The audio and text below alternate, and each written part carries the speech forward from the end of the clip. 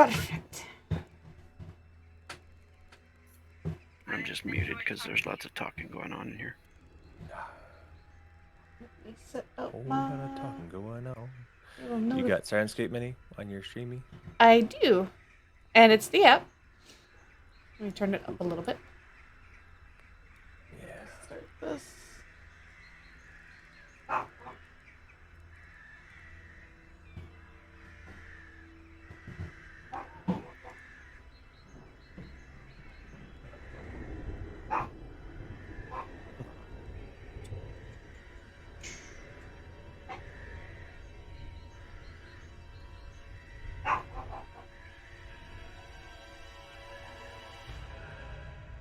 Okay. All I was just grabbing my sandwich because I haven't eaten anything since 11. So I'm kind of hungry. That's hardcore. You know, I found one thing with Vyvanse, and I don't know if it's a good thing or not, is did they just give me an open face sandwich because they're out of gluten-free bread? They did. They just gave me pastrami with cheese on it. It's not even an open faced sandwich. It's just deli meat and cheese. Yeah, they had a gluten-free bun the other day. When I'm I can like focus like no other. I just tune everything out. Hunger. I'm just gonna go kiss my wife and pee, and then I'll be right back. But if you want to go ahead and get started and just start introducing things, go ahead. I've got my Bluetooth headphones. I can hear. Fair. We'll skip prank. I was planning to do a fairly quick introduction because That way we can just jump right into it. we got a late start, and we'll have to cut it off a little early tonight. Should have enough time for 2 hours. That'll still be a decent sesh. Hi everybody, welcome to Curse of Strahd. I am your friendly local. I'm not local. We're all over the place. I'm the DM. I'm TheBeez. And what we're gonna do today: introduce yourself, your character, and very briefly, your favorite color. I like the color yellow because I feel like it doesn't get enough love. But I'm also a huge fan of pink, as my son likes pink a lot, and he needs like a man's permission to like pink. And so I'm like, you know what? Pink is a great color. It's super bright, and like it's hard to be in a bad mood around pink. So, big fan. That's it for bees. We'll go on to Jester, then Rogue and Mini, and we'll get back to prank. Well, I'm Jester. I'll be playing Zash. A sleepy boy right now. Best way to describe him. He's right a sleepy boy. Giant lizard. And let's see, my favorite color would have to be crimson. Because all those in the military, what makes the grass grow? No. No military in here. Yep. The blood of your enemies? Exactly. Red. Blood.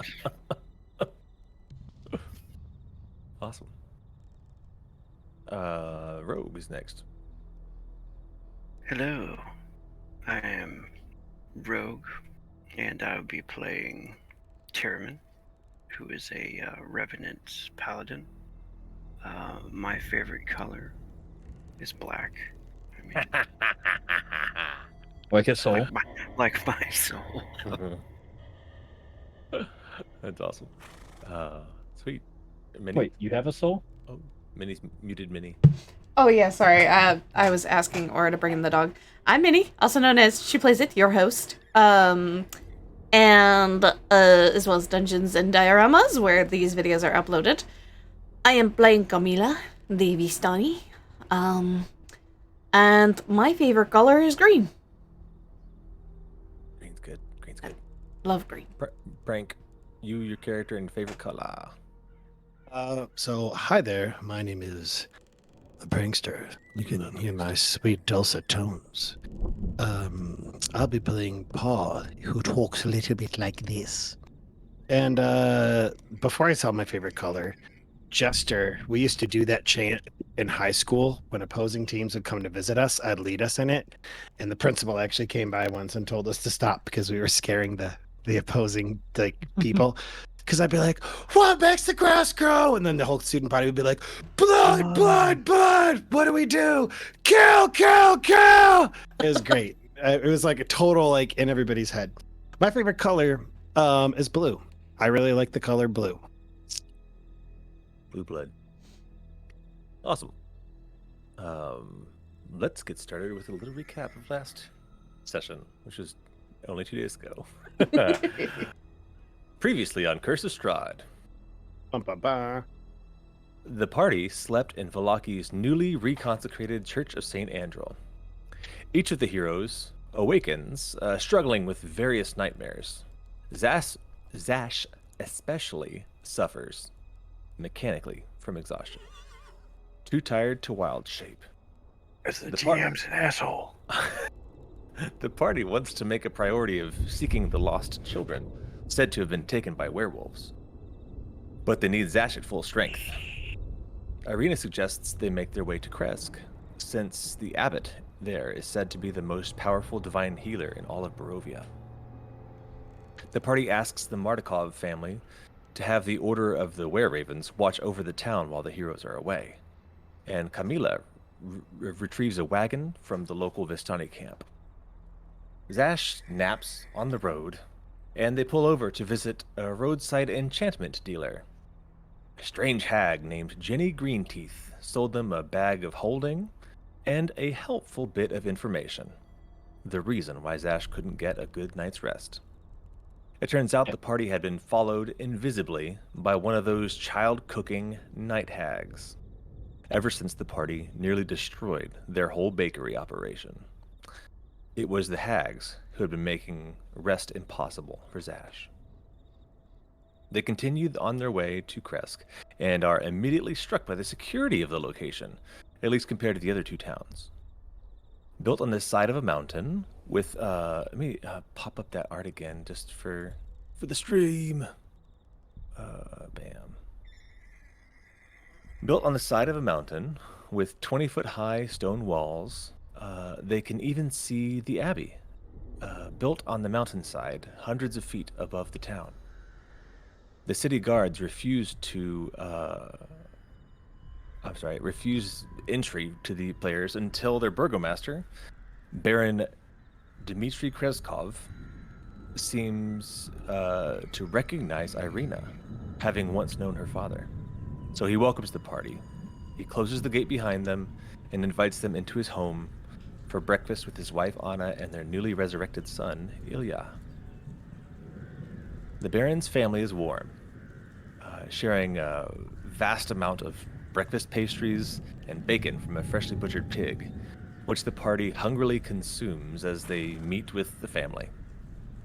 The Kreskov family share that they had lost all 3 of their children due to natural causes, and they had begun to despair when they recently lost their last child, Ilya, about a month prior. Having known the Kreskov family for multiple generations and unwilling to see their dynasty end, the Abbot came down from the abbey to their home and resurrected their son from death about a 10-day prior to this visit. He had been dead for nearly a month. Aside from a large scar across his face and some poor table manners, the young man seemed to be in fine health and behavior. Suspicious the boy may be a vampire, both Terramyn and Pall used their divine sense and detected that he somehow seemed to be neither human nor undead, though clearly touched by a powerful divine hand. On their way to the abbey, they mingle very briefly with some of the locals, who seem to work together as a sort of self-sustaining commune, where everyone has their own specialty and they share goods and services with each other free of charge. The party offers a few wolf pelts and some lumber to some Kreskite are what you call the locals here, some Kreskite artisans, tasking them to design a mask for Terramyn to cover his rotting undead features of his face and to make him less frightening while they're inside these human settlements. And they finally began making their way up the snowy, rocky mountainside toward the legendary Abbey of St. Markovia. This is where we left off.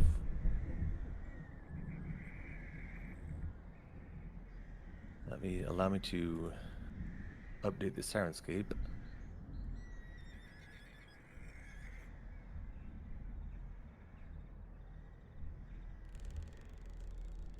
Oh, wrong one.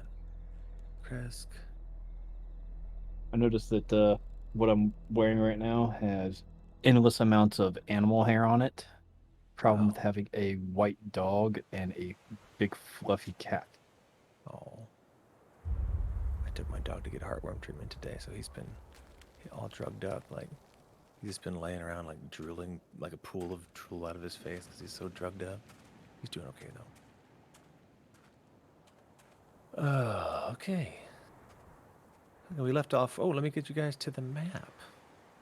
You made your way up the mountainside, just around this gate to the Abbey, where I should just update the sound again. As you approach the gate, it's just an old church-looking building, with a bit of a courtyard-looking space in the middle and two main buildings to the left and right. But you got to get to the gate to get into the property first. As you approach the gate, you do hear the sound of snoring. Can everyone hear Sirenscape? Checking in. I can hear Hear you. Sirenscape, but I only hear crows and things. That's That's what fair. you're looking for. All right. Yeah, it's a bit of a little quiet. All right. Do what you may. Is everyone on the map? Yeah. This Great. is a very large location. The healer's supposed to be here? Sorry? Oh. Yes. Uh, I guess the only thing to do is go up and knock on the door. I do suppose it makes sense. What with them at the top of this mountain and two giant buildings, and the Burgermeister did seem to indicate that they don't come down a whole lot. So, Oh, I guess that as does this is make going sense. on, You know, Zash will just nonchalantly walk up because doesn't seem to be any reason to sneak, stalk, or do anything. We're trying to get assistance. Yeah, we feel pretty welcome here. Yeah, there's a My gosh. gate. There's a gate here that you'll have to open. It's not drawn, but there is a gate you'll have to open to get through. All right, Zash, is it a lift-up gate or like a swinging It's gate? a swing open metal gate between Zash the will stone just walls attempt here. to push it open. All right. As you get right up next to this gate, you can hear the snoring just on the other side of this wall. And you push the gate open, and it lets out a terrible squeaking sound. hello. Yes, that is. We hear someone snoring. Is Oh my! What? Oh dear! I didn't expect them to speak. Okay. You are greeted by some terrible sounds from Sirenscape, and two very interesting figures around this little guard gate, wiping their faces. The first one to the south here stands about 4'7". The left side of their face and body is covered with lizard scales. On the right, with tufts of gray wolf fur. Between these tufts is pale human skin. One of her eyes is that of a feline, and I'm sorry, I meant to use they. And their eyes and fingers and hands resemble a cat's paw with opposable thumbs. They have a gruff voice. Sounded like a ghost on Sirenscape. A gruff voice, and they wear a gray cloak with black fur trim.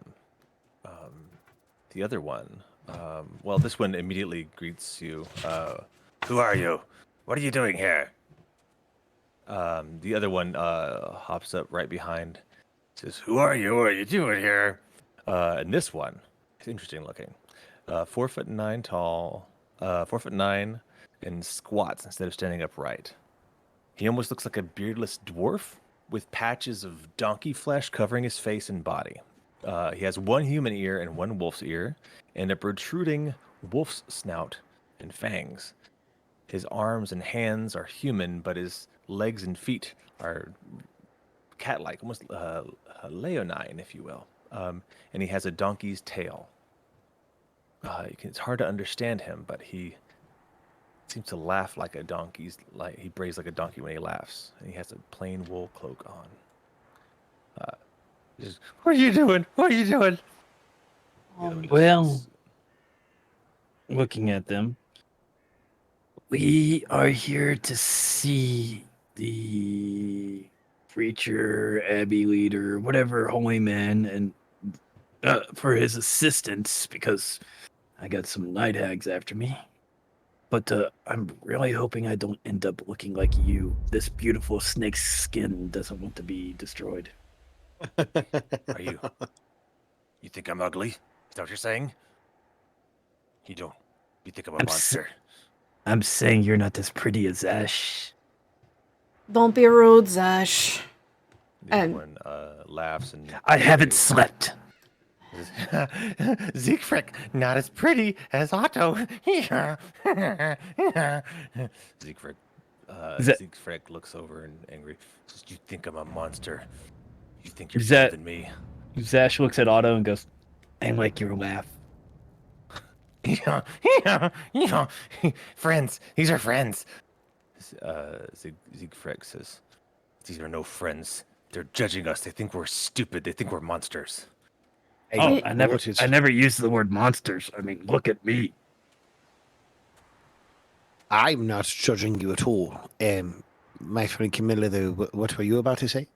Oh, I was just about to say the same thing you did. Not here to judge. We're just here to see the healer, and then we'll be out of your hair. Irina says nothing.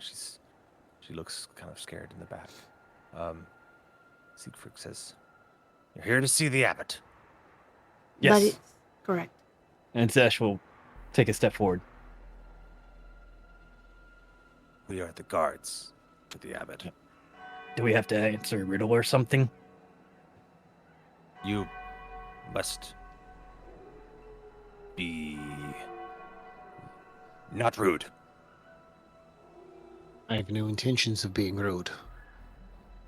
Um, Nor desire. Zash takes a step to the side and looks at Otto and goes, You know, I bet you can jump pretty high with those cat legs. Are you quite skilled? It's so funny you say that. Otto brays and laughs. Says, "Let's go, let's go, let's go!" And he hops like 30 feet at a time, hopping through the snow, like leaving big Whoa. footprints, just leaping through the snow. Zash sure will you follow Otto. You sure you don't want to end up like that, Zash? You could start bounding through the snow like a gazelle. Knowing Zash, that is something that he would like. Siegfried is Oh. kind of hunched over and just kind of shuffling their way over there. Zash kind of likes the way he looks. Otto is again just leaping, like excitedly, just pushes open the gates to the to this courtyard area. Meanwhile, Siegfried is just slumbering behind, kind of looking at you guys, sizing you up as you walk. I Also, walk as with you- Siegfried and just like make small talk with him. Sure. You can try. Oh. Irina would tell Camila at least. Somebody, whoever can think. Terramyn is also falling behind. You got your Sorry. token there. It's all right. I know it's weird when we're wandering in roleplay across the map. Irina just kind of leans over to Camila. It's like, I've heard about this place my whole life. And now that I'm here, it terrifies me. What kind of things have you been hearing? It's supposed to be a great sacred space of the Morning Lord. It just feels strange. Well, I've never been here before, nor am I familiar with the Lord. But this definitely doesn't scream Morning Lord to me. And yeah, there's a gate. There's a plaque just to the right of this gate. Yeah, you're right. This gate. It says Abbey of Saint Markovia. Let me find the flavor text again. This is 11.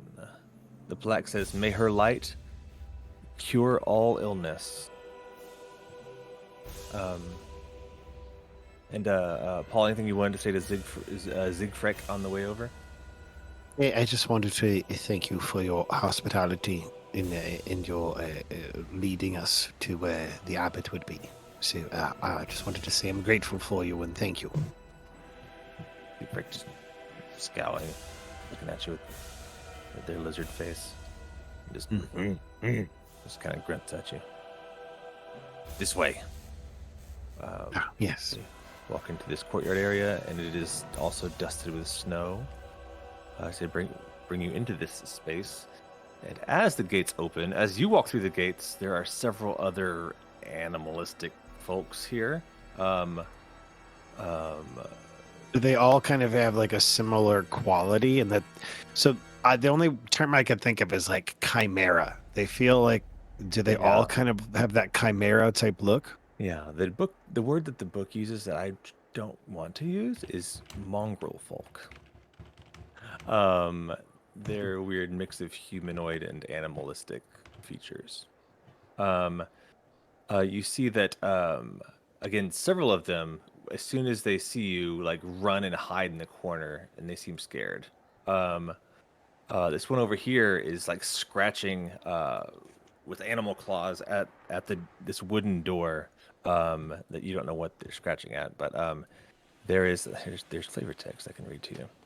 Thick fog fills this courtyard. Let me start that over. The thick fog that fills this courtyard swirls. Let me find the music I wanted to play for this. We now have fog and snow. Yeah. Ooh, you got the fog ready? Mm-hmm. Foggy snow. Yeah, it's just a light dusting of snow. It's not super snowy, but the ground is also covered in a little dusting of snow. There's that. Yeah, there's that.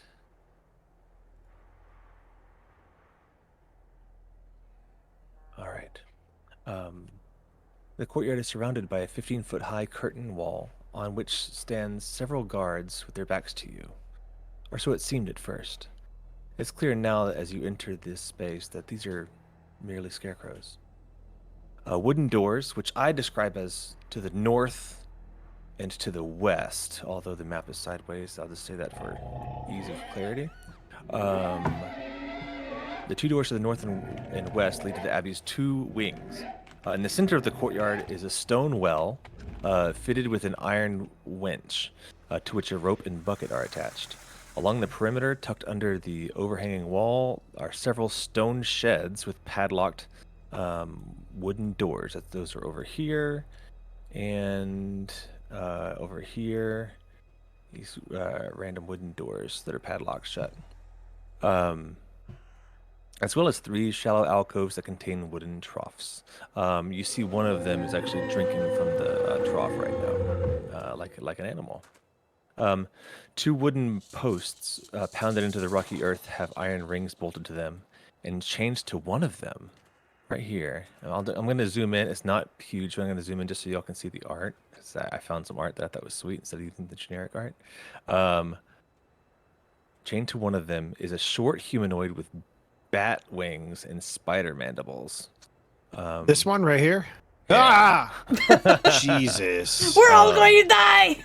So, Sorry. like I said, it's not huge. I just wanted you to see the detail because the map is so big. It's hard to see the detail on these tokens. This creature is tied to this thing, and it is flying rapidly, trying to escape from its like it's tethered to this spot. All right, and this is what you see: animal-like creatures all around. Camila, And, go ahead. she's gonna lean over to Zash a little bit. I don't know if this is going to offer the kind of healing that we need. Oh, yeah, I'm starting to second guess this. Maybe we just see the Abbot. Hopefully, if he experiments on me, he gives me wings like that one. I don't know if it would be a good idea to let him experiment on you. Do I could get wings. What was the question? Does this exist outside of the sanctuary? Like would Pall be would he have knowledge of other mongrel people in the world, or is this something that's entirely new to him? Roll an insight check. Is that what I'm gonna go for? I guess insight. Any old wisdom check, I guess. You think about it, and you're like, there was that one guy at Castle Ravenloft who greeted us outside. Was kind of like this. The hunchback guy. Oh, that's Yeah. true. Yeah. That's a revelation that you have at least. It says here, I don't want to mess with the silence script to make it happen, but the quiet of this space is shattered by horrible screams coming from this north wing. At this point, Siegfried says, "Just wait here. I'll go and retrieve the abbot." And Otto just hops right over him, leaps over him. My good men, do we need to worry? Is there anything I could do to help these people? They seem to be angry or frustrated, or there's lots going on. I can help to calm this person to the post, if that would be acceptable. She doesn't like people. These are the good ones.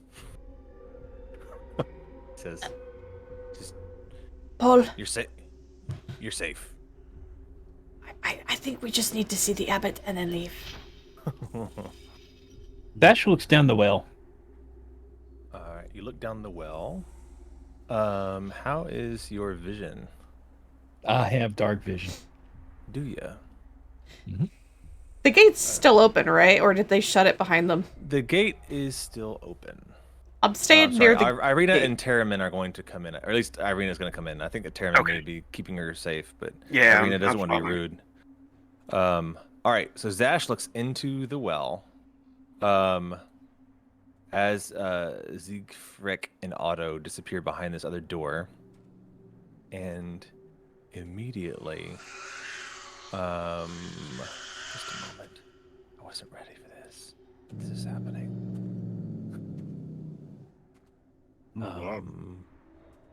There's so many strange noises here. I don't feel comfortable. There's just a whole lot of strangeness, period. This There doesn't it is. sound any worse than my home. Well, I'm thankful I don't live wherever you came from. There was a lot of chanting, a lot of people screaming as they got eaten alive. There's a reason I left it. Ah. As you bend down to look into the well, it's hard to, even with dark vision, it's a little bit murky because it's like black and white vision, right? There's something clinging to the wall that immediately climbs at you and attempts to bite you. It my rolls God. and it rolls a natural 1, so that's fun. Zash wants to grab a hold of this thing as it tries to bite him. Awesome. I think rather than rolling a card, I'll just give it to you. You grapple this thing. Now, again, I'm going to take the token. I'm going to make it very large, just so everyone can see it, because I found some custom art that was just epic. Fuck. The fuck? Yeah, wait till I enlarge it, because it's worse than you think. It looks Lovecraftian. Yeah. This is a 5-foot tall person. He has red spider eyes on one side of his face, and the other side appears human. He also has a frog's foot in the place of his left hand, and a taloned crow's foot where his right foot should be. My God. He has the spider climb ability, is what he was doing up the side of the well. So, Zash now has him in his hand. Yeah, you are grappling this humanoid. It's like the size of a person. Paul So, sees all this, right? I want Zash to put him in a headlock and go, "Why would you do such a thing to Zash?" I like killing people. Do I look like a person? As much as I do. Paul would like to kind of get in the middle, right where he is, right there, kind of equidistant from the well and from that person who's clinging to that pole.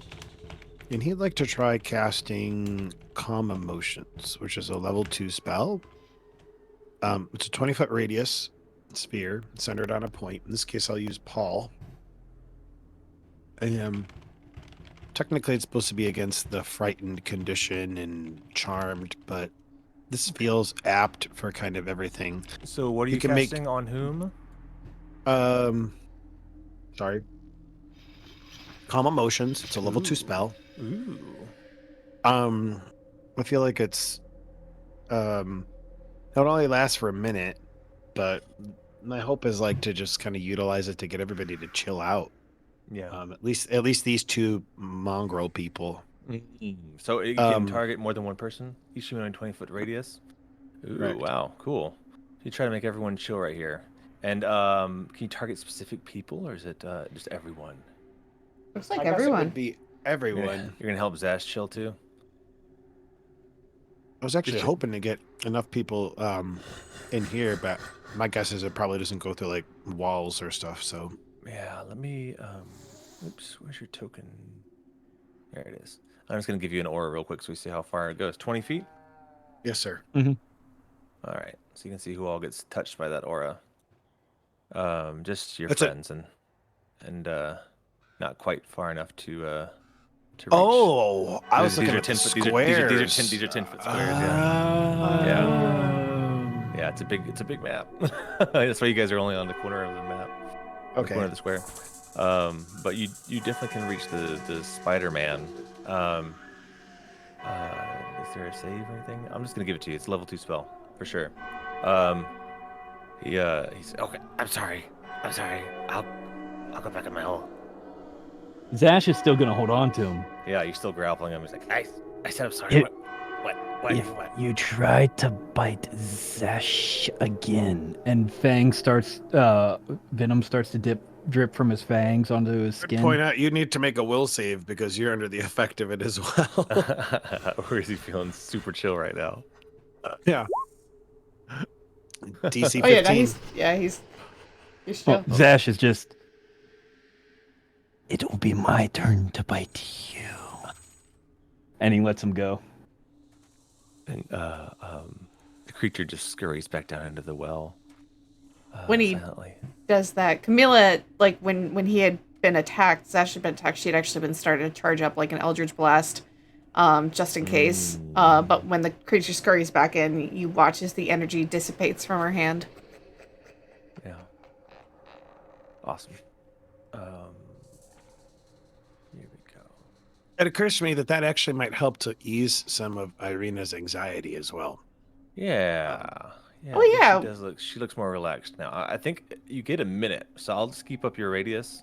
As long as you're concentrating for the next minute, that's going to be going on around you. Or anyone around you will need to throw a save to see if it affects them. Zash is actually gonna reach into his bag and pull out one of his rations and drop down the well.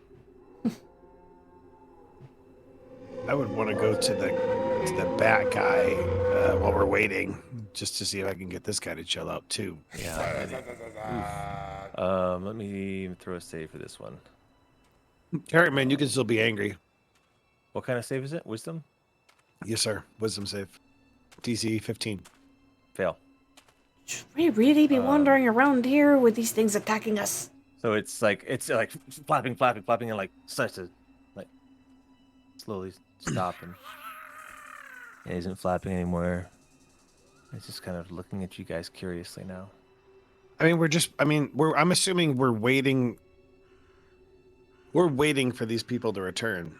And Yeah, you were told to wait here for the Abbot to return. Yeah. Yeah, I mean, we're waiting. Come out with the Abbot. My thought is like, where the guards aren't there, and so this might be a good opportunity to figure out what the heck is going on. So I'm gonna draw closer to this guy and just be like, my good man, are you all right? Is there anything I could do to help you? Let me see again. This one. After Zash drops the ration pouch bag, whatever it may be, down the well, hoping that the Spider-Man catches it. He's gonna follow Paul over to the bat person. Too curious for my own good. I know many. I'm sorry. No. Out of character. I love it. It totally works. It's just right. Well, as No. you approach this bat-like creature,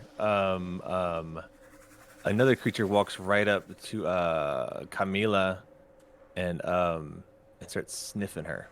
Just She's just kind of like holding up her Ease me out, hands, man. like, you hold out your hand. No, like I'm holding my hands away from it, like, Oh, gotcha. like what? She skeezed What? out. Yeah. What do you want? Can I help you? Good dog, good puppy He thing. doesn't say anything, but yeah, he does have some dog-like features. And he just starts panting with his tongue out. You know, And he you're barks one of a few those times things at you. that's kind of so ugly or cute, and like she's gonna try to see if she can pet it. She'll like hold her hand out to his nose and let him sniff it, like, you know, when you're coming up to a dog for the first time, and she's gonna see if it sniffs or if it bites her. All right. I'm so sorry. I was reading something. What do you do again? Oh, so she's like hesitating and like holding Yeah. her hand out, like, you know, when you're testing a new dog to see if they sniff Yeah. you or bite you, just like holding her hand towards his nose. Awesome. Let me Is he gonna look at you bite? real quick. Roll an animal handling. Okay.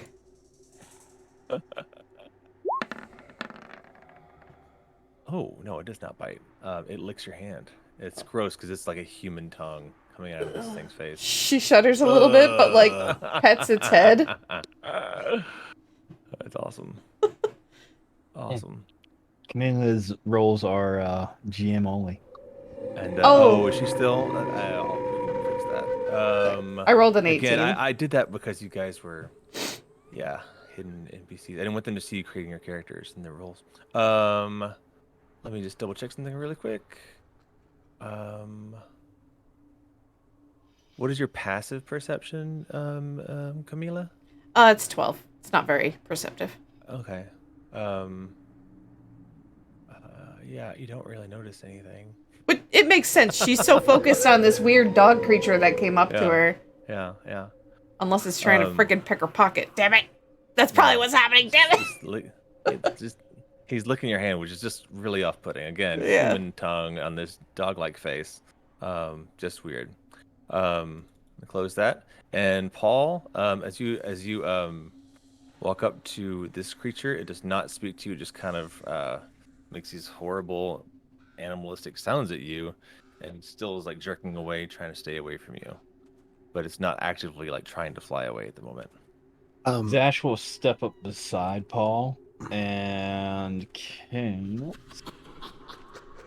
I'll still got a spell slot for it. I do. Let's go speak with the animals.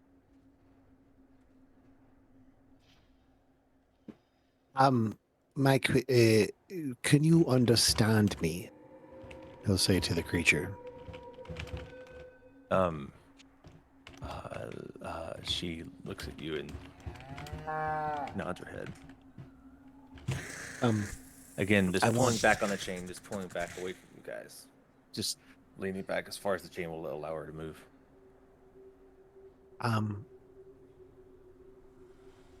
Are you being treated okay? Or are you being mistreated? If you are being mistreated, please nod your head. And if you're not being mistreated, shake your head. Oh, apologies. The creature nods, like very enthusiastically, like very vigorously. As in it's being mistreated. As in, yes, it's being mistreated. At least, it feels like it's being mistreated. Is it these? Are the other people like yourself here being mistreated as well? I just want to point out that as the bells go off, all the noise in this building to the north of you guys just explode with like, ah! And this goes nuts right now, and it's hard to even talk at this point because the animals are making so much noise when they hear the bell. You guys are kind of deafened by the sound. Okay. As another, God, I was not ready for this, but it's just fun. As this door opens, oops, wrong layer. Yeah, this door opens, and another character pops through. That I wasn't prepared to pull out. There you are. That's what he said. Oh dear. I'll still go ahead and cast Speak with Animals. Sure. Yeah. I mean, Yeah. why not? Go for it. What is your This name? I'm going to creature- call you Scruffy. This creature is 4'7", has a barrel-like shape, and has 2 heads. The right head is fully formed and combines the features of a patchy-haired man with those of a goat, complete with stubby horns. His left head is about half the normal size and has a soft, cherubic face, partly covered with crocodilian hide. This creature also has a crab's pincer in place of a left hand and a bear's paw, where his right foot should be. Where are they? Where is this person? Sorry, this person just came through the door down here. He wears an ill-fitting monk's robe with a belt made of hempen rope. Comes through with a bucket, with 2 buckets, one in each hand, and just walks right through into this door, pops it open, and you hear all the screams like, ah! And he slams the door behind him, and these also go in, and you just hear them eating rapidly right now. So they haven't acknowledged us at all. They just walked right past us and went into this building. Yeah. And the dog-like creature also goes that way. I don't think that was the Abbot. Sorry, I'm not grabbing all of them. Okay. Grabbing all of these tokens. I'm sure there might be a more.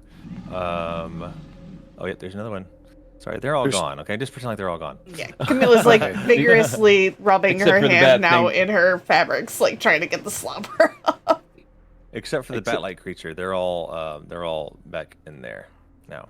Zash, since he's cast Speak with Animals, is Yes. gonna try to communicate with this thing, and he's gonna pull out another ration from his bag. This is for you, if you want something to eat. And he tosses it as close as he can to the creature. Oh man, the creature goes nuts for it. Just devours it.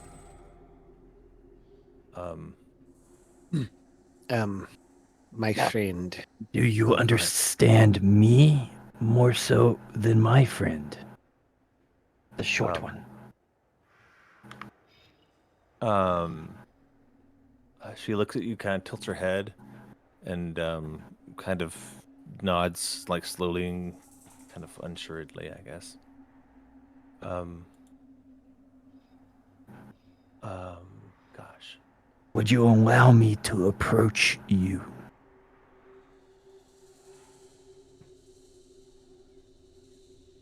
No, it says it's feeding right now, and I guess it's a little distracted. Give me an animal handling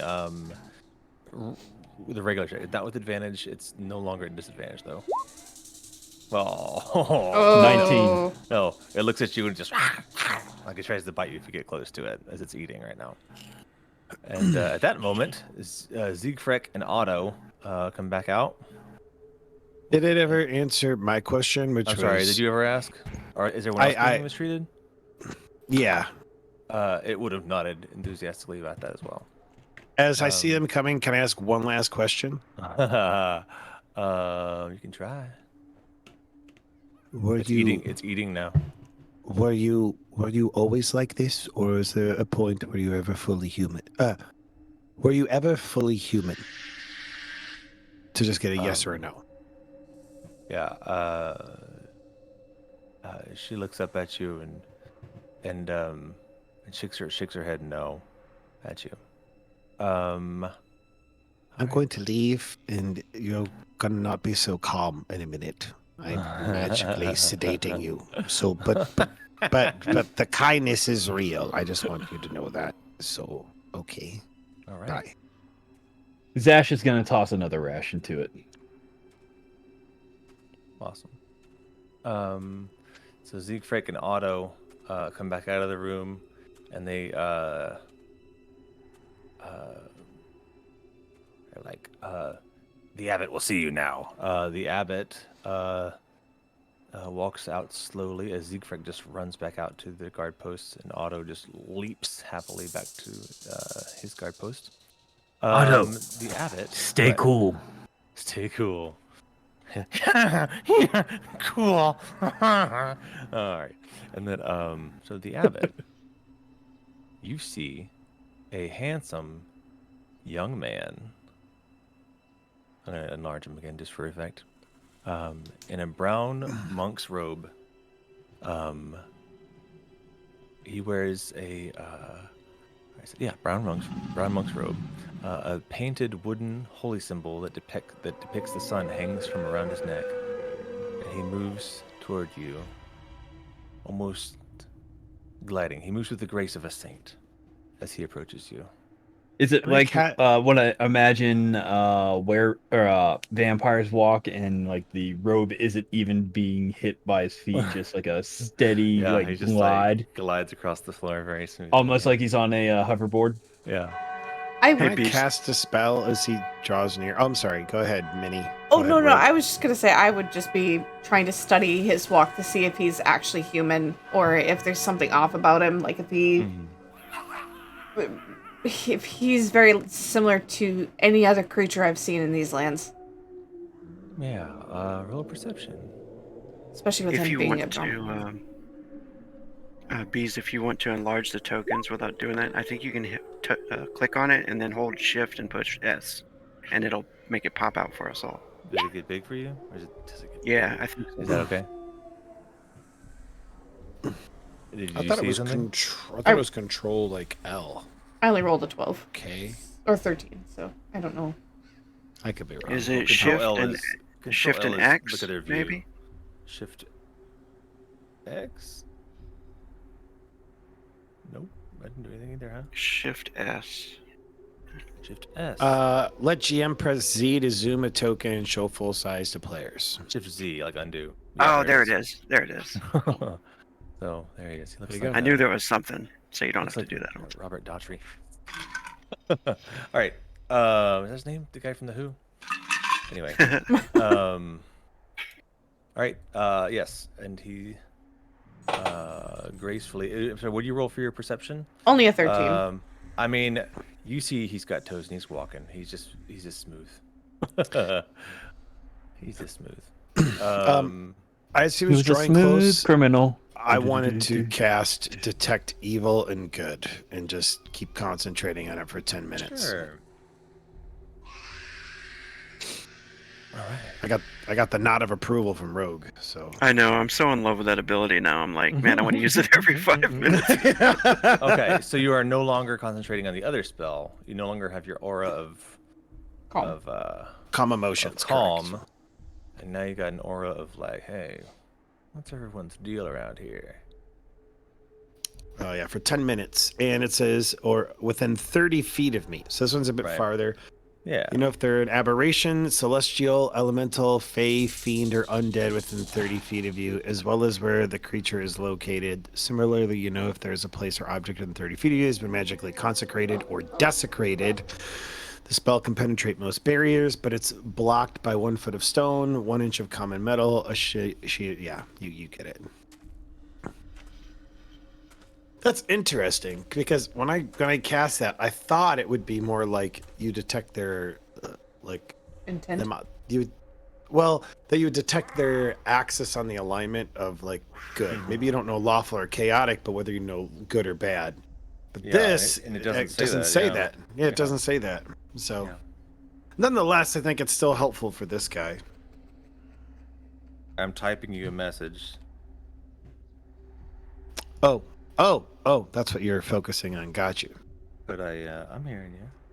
So, while this typing is going on, Zash once again, in plain view of this guy, takes out another ration and just tosses it down the well to his spider guy.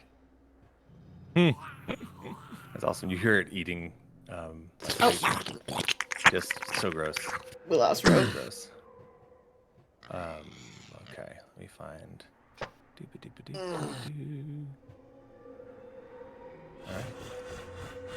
All right. And Zash will even go as far as to lean over the well.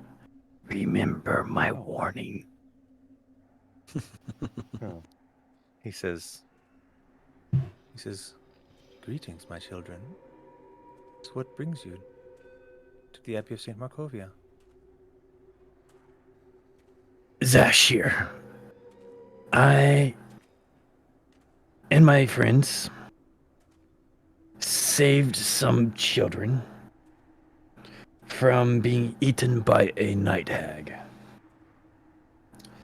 Well, these night hags have cursed Zash, and I haven't slept very well. As he kind of grimaces at the word sleep. Yeah. And we were hoping you would be able to help us. He approaches you. Yes. You aren't from these lands. Zash looks at him and goes, "How could you tell?" Just whispering it softly.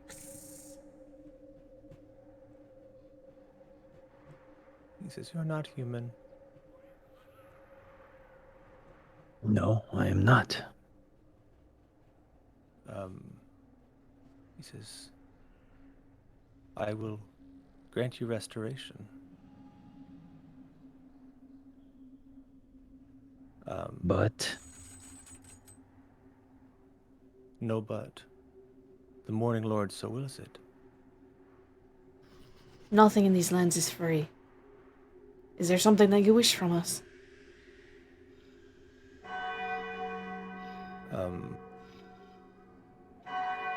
He says, "I require nothing. I am but a vessel for the Morning Lord." And he reaches out and casts restoration on Zash. He's no longer exhausted. thank God. Now I can But- sleep. But yeah, you're not rested yet. You don't have the effects of long rest yet, but you're no longer exhausted, at least. Does the Morning Lord so will it for a place for me to take a nap?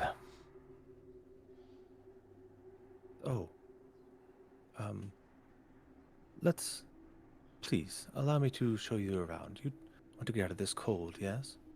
Yes, thank God. He walks again very gracefully toward the door.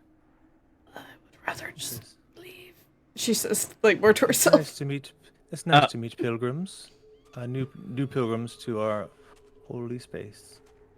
So, while Zash is walking, I would like to make a check just to see if he was basically being forthcoming with him about all that. Thinking back on his words. Yeah. Insight check. Yeah, what you're saying? Insight? Okay. 20. Way Yeah, better than so mine. it's- doesn't seem to be deceiving you in any way. Zash will follow I- him extremely well then. He just As helped him. yeah, as Camila follows, she's just kind of looking longingly over her shoulder, like, we got what we needed. I kind of want to go. Like, she's got that kind of expression on her face. But Gotcha. unwillingly, like, slowly, cautiously following you. How did, like, I'm kind of curious, looking at the other creatures, like, how did they respond to the Abbot's presence? Did they look scared of him? Good question. Oh, wait, no, they you know all what? ran, didn't they? Yeah, no more around, actually. That's right. Yeah, they all ran to go eat. In fact, the two-headed one comes back with empty buckets. Follows you guys in. Again, I'm sorry, I apologize. There's so many tokens. There's so much space in this. Yeah, no, that's okay. I just forgot. I'm sorry. Irina. Bees, Yeah. You don't have to apologize to us. I You appreciate are you. the GM, and you're running like 50,000 things. You're good, buddy. I'm Yeah. along for the ride, and I'm loving it. You guys are great. Can I say something to the abbot though, as we are kind of walking? Sure. I want to say to him,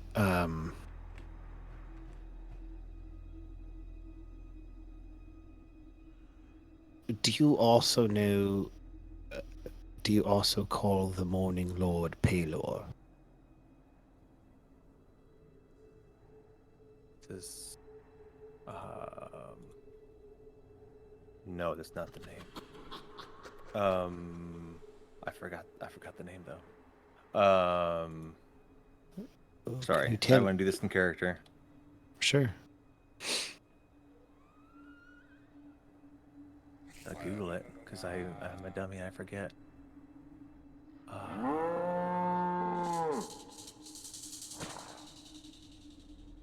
Yeah, Pall is the god of the sun, huh?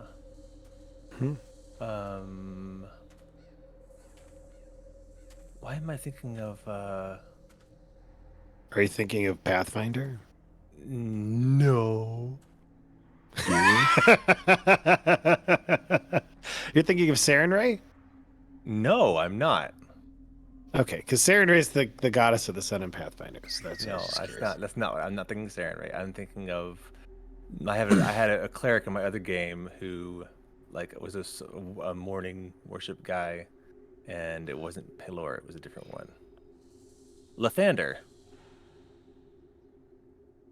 It's the reincarnation of. There's so much lore. Lathander, whose title is the Morning Lord. Deity of creativity, dawn, renewal, birth, athletics, spring, self-perfection, vitality, and youth. That's who you would know has a nickname, the Morning Lord. But you've never heard the name Lathander in this world. But you would know the name Lathander as a religious guy from outside this world. And he specifically says Lathander? I'm sorry. You would probably ask if he knows the Morning Lord as Lathander or Pall. I guess you would know both names.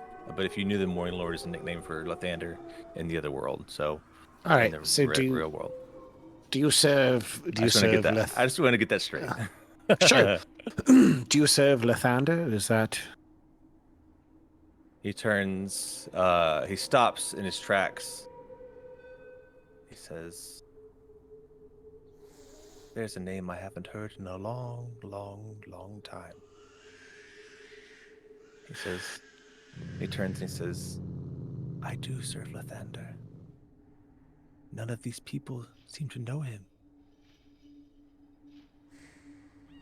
I know they keep referring to him as the Morning Lord. They do. They don't know the full power of Lathander. They only care about the light. In these lands, that's all you would want, I suppose. I personally, I serve Kelemvor. And part of the reason that I wanted to come up here is the Burgermeister asked that we might find work to do. And while Kelemvor is my primary, I would love to, while we are here in Kresk, assist you wherever you might need up here. As a man of the cloth myself. He just kind of nods. He says, "It is good to have another clergy person. Please, come inside. It's so cold." Sure. You enter this space, and again, the two-headed fellow would have walked right past you guys as you were chatting, and headed up the stairs. Is this a fireplace right here? It is. Zash goes right for the fireplace. Stop where you are, though. I just want to give you the text for the space, if I may. Gentle sounding music. Oh, let me update Sirenscape to this space. We are now in this area. Gentle sounding music trickles down from above. Played on a single stringed instrument. Oh, sorry, you get no sound. You got something on Soundscape, guys? I heard like a chittering. It's super quiet from me. Yeah, I still don't hear anything really, except for the chittering. Very quiet. Yeah, it's got something at least. I hear like a fireplace. There you go. There's your fireplace. Played on a single stringed instrument by some unseen master. You think it might have been that two-headed gentleman who just went back upstairs. The ground floor is one large 50-foot square room with arched leaded glass windows. There's like stained glass all around, letting in the light from outside. It's not a super bright day, but it does cast colors throughout this room. While the fireplace, above the fireplace mantle, hangs a golden disc engraved with the symbol of the sun.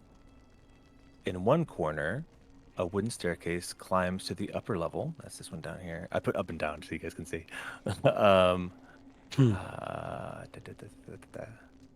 And in another corner, a stone staircase descends into darkness.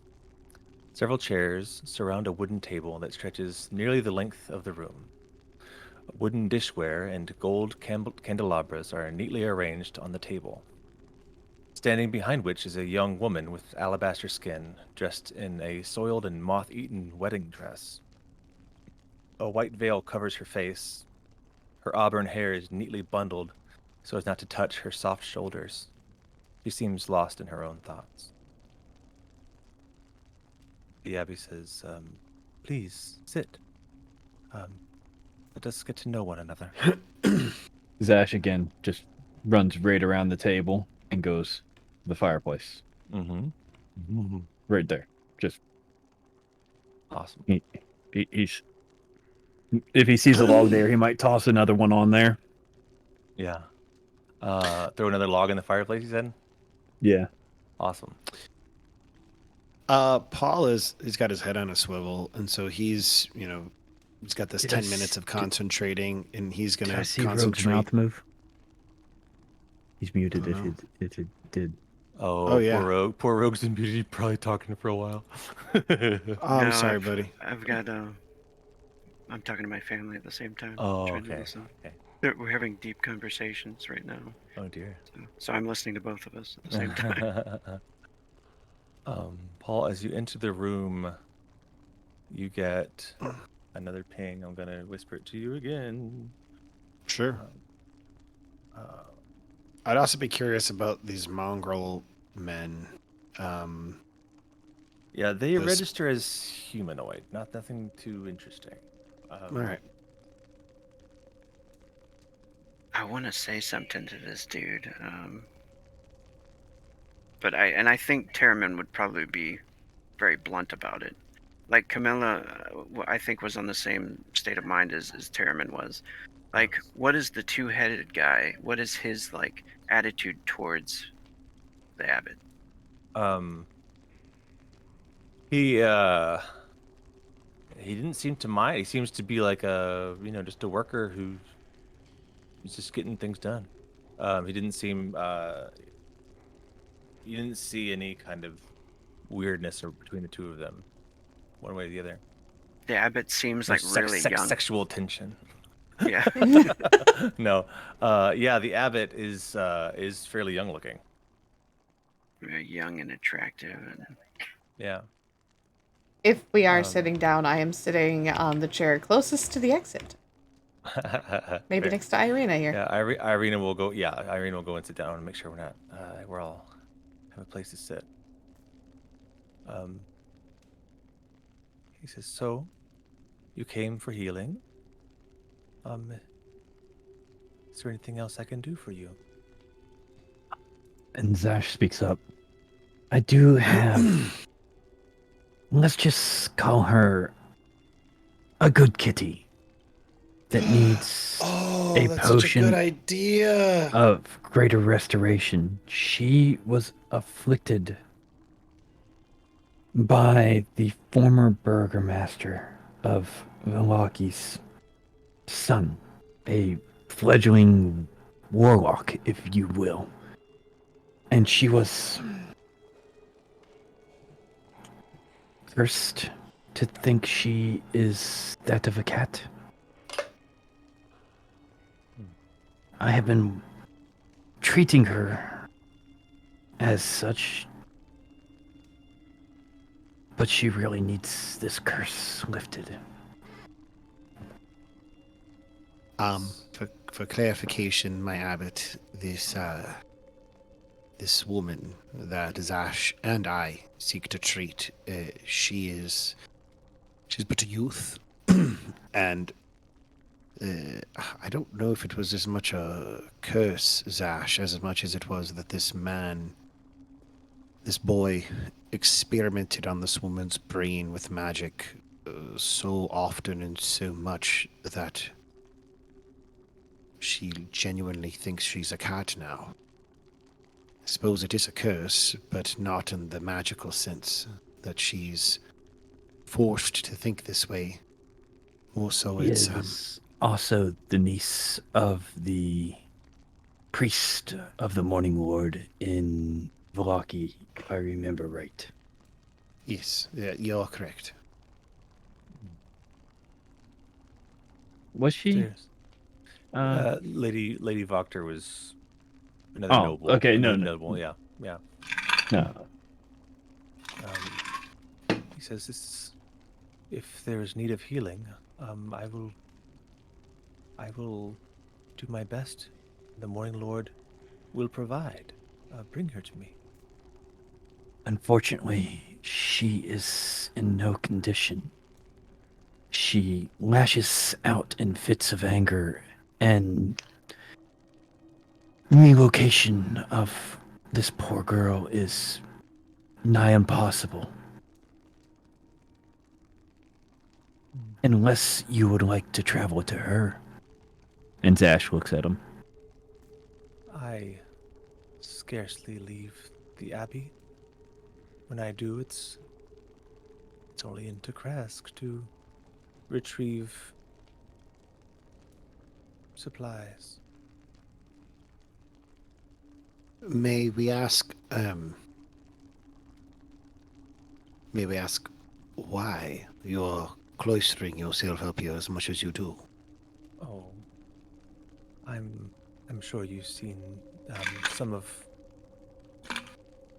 the guests of the abbey. They wouldn't be welcome. The common folk, they're so small-minded, so unkind to those who are different. Where do Zash these kinda- people come from? What was that? Where do these people come from? I think that'd be the first thing Terramyn said. That's a good question. Most of them were born here. Some of them came here for healing, and they wish to join our community.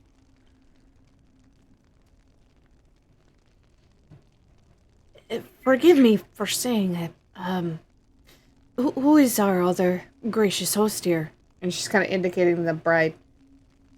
Oh, beautiful, isn't she? He just walks over and he takes her hand. He takes her hand and he gently kisses it. He says, "Very good, very good. This is Vasilka. She will be the redemption of this land."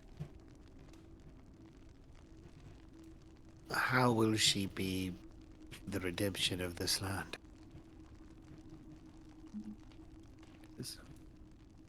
Are we all sitting? This may take some time to explain. But I understand. You may not understand the ways of the Morning Lord. Irina kind of pipes up. She's like, "I've worshipped the Morning Lord my whole life." The abbot looks at her and says, "Then you will understand." He says, "This place, this land is very sick. I don't know, how long have you been in Barovia?" He asks. Too long. Hmm. Enough time to piss off many a people to include. But you've also helped many people. Don't forget about that. Yes, Yes. we've had run-ins with lots of individuals. I do sense some good among you. Says, well, the land is cursed, you see. Because of the actions and the mistakes of one man. Strahd? Cat in Castle Ravenloft. That's the one. This is, suppose you've heard of him. Unfortunately. Yes. I do believe everyone here has, in some way or another, upset the individual. I have upset him before as well.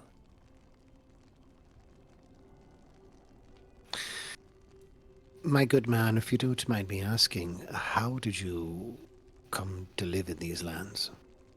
You seem so different than everyone else. I was sent here on mission. This place, the Abbey.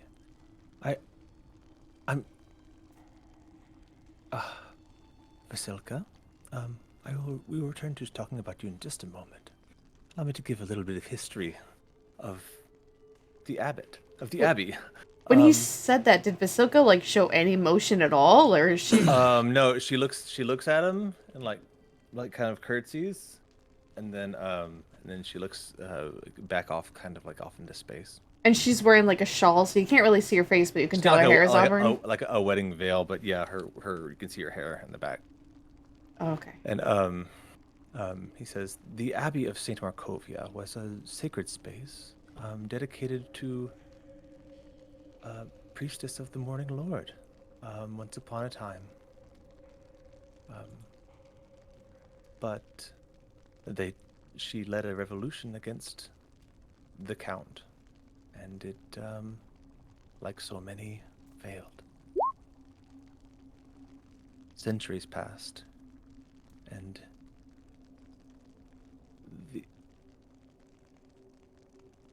the holy priests and nurses who lived in this place slowly lost their faith. It became an unholy place where the Morning Lord was no longer in power. So, a few centuries pass, and I am called as a missionary to this place to bring the Morning Lord's glory and power back to this place and to help redeem this land.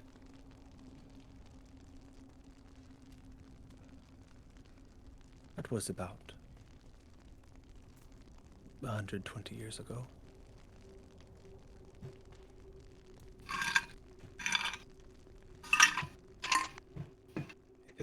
Which brings me to our beautiful hostess here, Vasilka.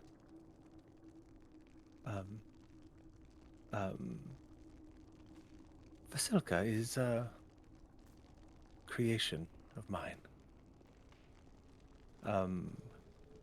I guess everyone at this point could probably see some seams along her arms, and he'll actually raise her arm. He'll raise her arm and show it off and say, I've very carefully stitched the skin together right here. This is such fine craftsmanship. I've never been more proud. Says, you see, she will serve as a bride for the devil in the castle. And he will finally be at peace, and this land will be relieved of this curse.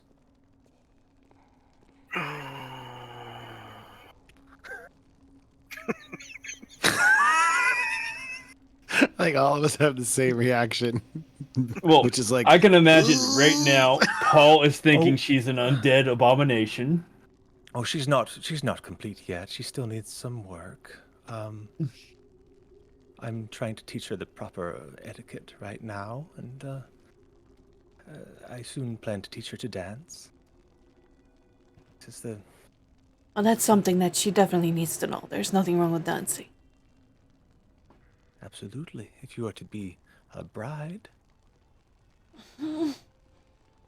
She's Zash like speaks up. cringing and like nodding at the same time.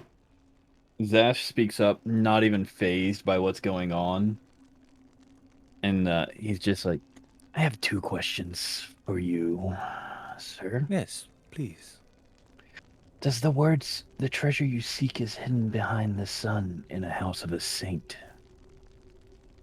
seem to ring a bell?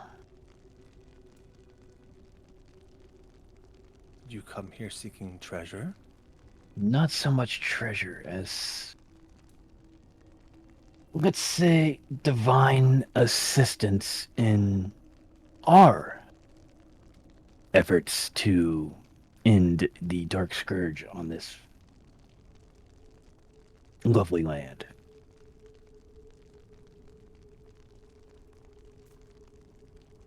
He stops and he pauses. He turns around and looks at the holy symbol on the mantle behind him. And he says, there are answers here. All you need to do is ask. And I can supply you with whatever answers you need. And my second question is, And he looks over at Paul and goes, does the Morning Lord still speak to you in these lands? He does. And how can you reach him? I have a connection to the Morning Lord that you could never understand. it's true, Zash, he does. I only ask that because so much of our magic, so much that we brought with us has been lost, tainted, or unable to be reached.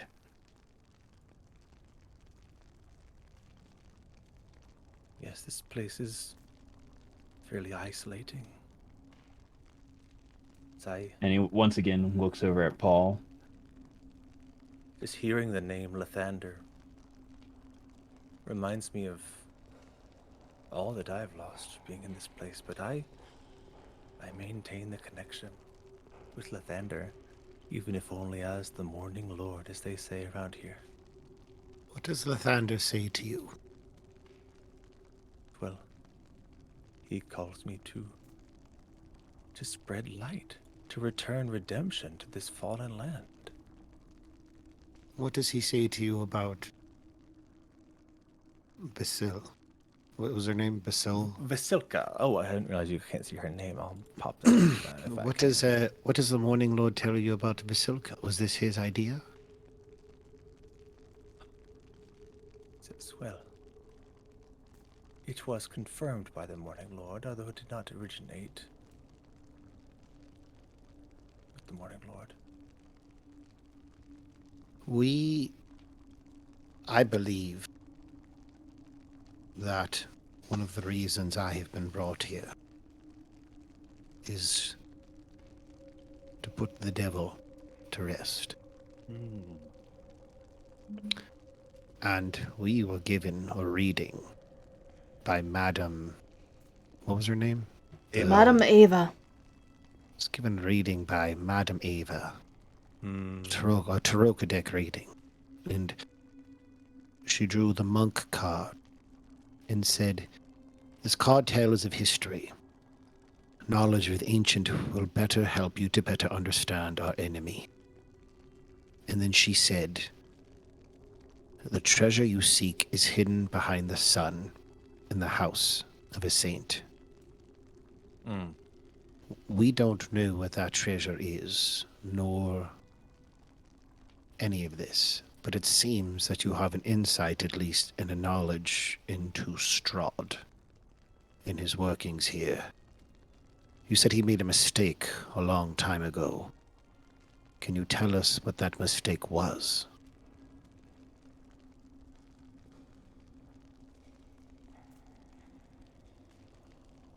He says, I can.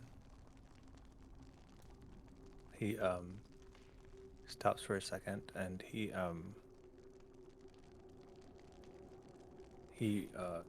goes to the fireplace mantle, and he removes the sun symbol, and he places it on the table. And there's a hidden compartment that he opens. You see inside there's pardon me. There's a looks like a potion there, and some fancy religious candelabras. And one more thing. It's gosh, I gotta find it again. Sorry guys.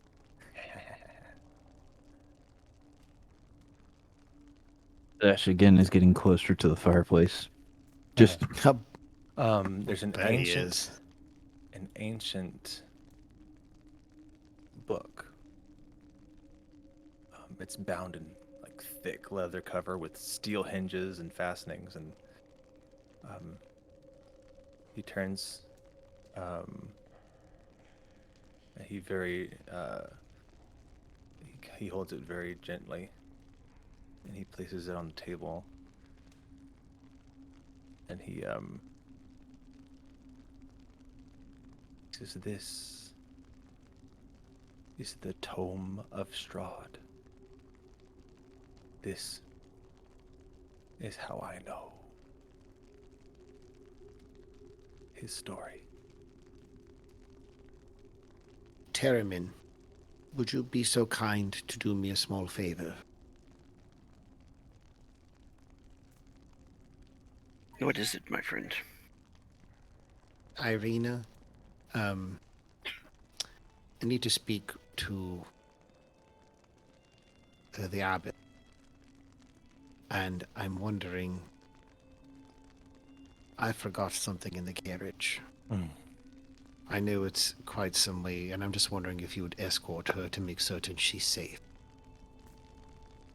I left a history in the carriage, one that I retrieved from the Burgermeister's library, and I'd like to cross-reference it, this book, because I think it could help us to gain knowledge about what is going on here.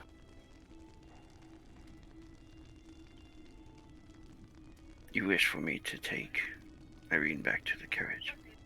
Yes, if anyone would be able to recognize it, it is her, given the fact that we were in the library together. And I have no doubt that he maybe even looked at this with Irina to some extent. What was that? What are you talking about? I said I have no idea, because a while ago, this is before we restarted. Sure. It was back when the Burgermeister of Vallaki was still alive, and Pall was excited to be in that library. And one of the things I asked him for was if I could check out a book about the history of Barovia. Mm-hmm. And I actually have it in my inventory. If you go to my Sure. core, I think it's just a I forgot where history of Barovia books, actually. And so Pall is kind of hoping to take that and look at the two side by side. Yeah. I mean, you have that bag of holding. Oh, yeah, is and it you would have still- gotten or it. Is it or is it still in the wagon? I mean, I'll let you decide if it's here or not. I am trying to come up with a convenient excuse to get Irina out of the room. That's what I thought it was. Yeah. And I'm Irina hoping... still doesn't know that Strahd thinks she's the reincarnation of his long lost love. She's not been told this. Yes, I know she doesn't. And my hope is I'm just reiterating for everybody. Yeah, and he'll square up. He'll square everything with Terramyn later. And so I don't know how he can like. He wants to try and like send a signal to Terramyn to like help me out here. Like I need you to. Can I roll insight to get? Because I get it, but will Terramyn get it? You know what I mean? Yeah. Can I roll insight on that, or? You can give it a shot. See, that's so I funny. mean, You roll bad. But, he's gonna listen to him anyway. But like, Yeah. is he getting what's going on? Is my Is he picking up? Are you picking up what I'm laying down? And if you Right. need me to, I can roll a deception check. I mean, this is deceptive. Sure. That's true. Do you want me to roll a deception? Yeah, go for it. Oof. Oh, So you would see. I would see Irina, through it. Can you see my? Irina would probably too. Oh, I whispered my roll. Could you see my roll? No, you didn't see my roll. He's like wink, wink. Yeah. That's funny. The abbot.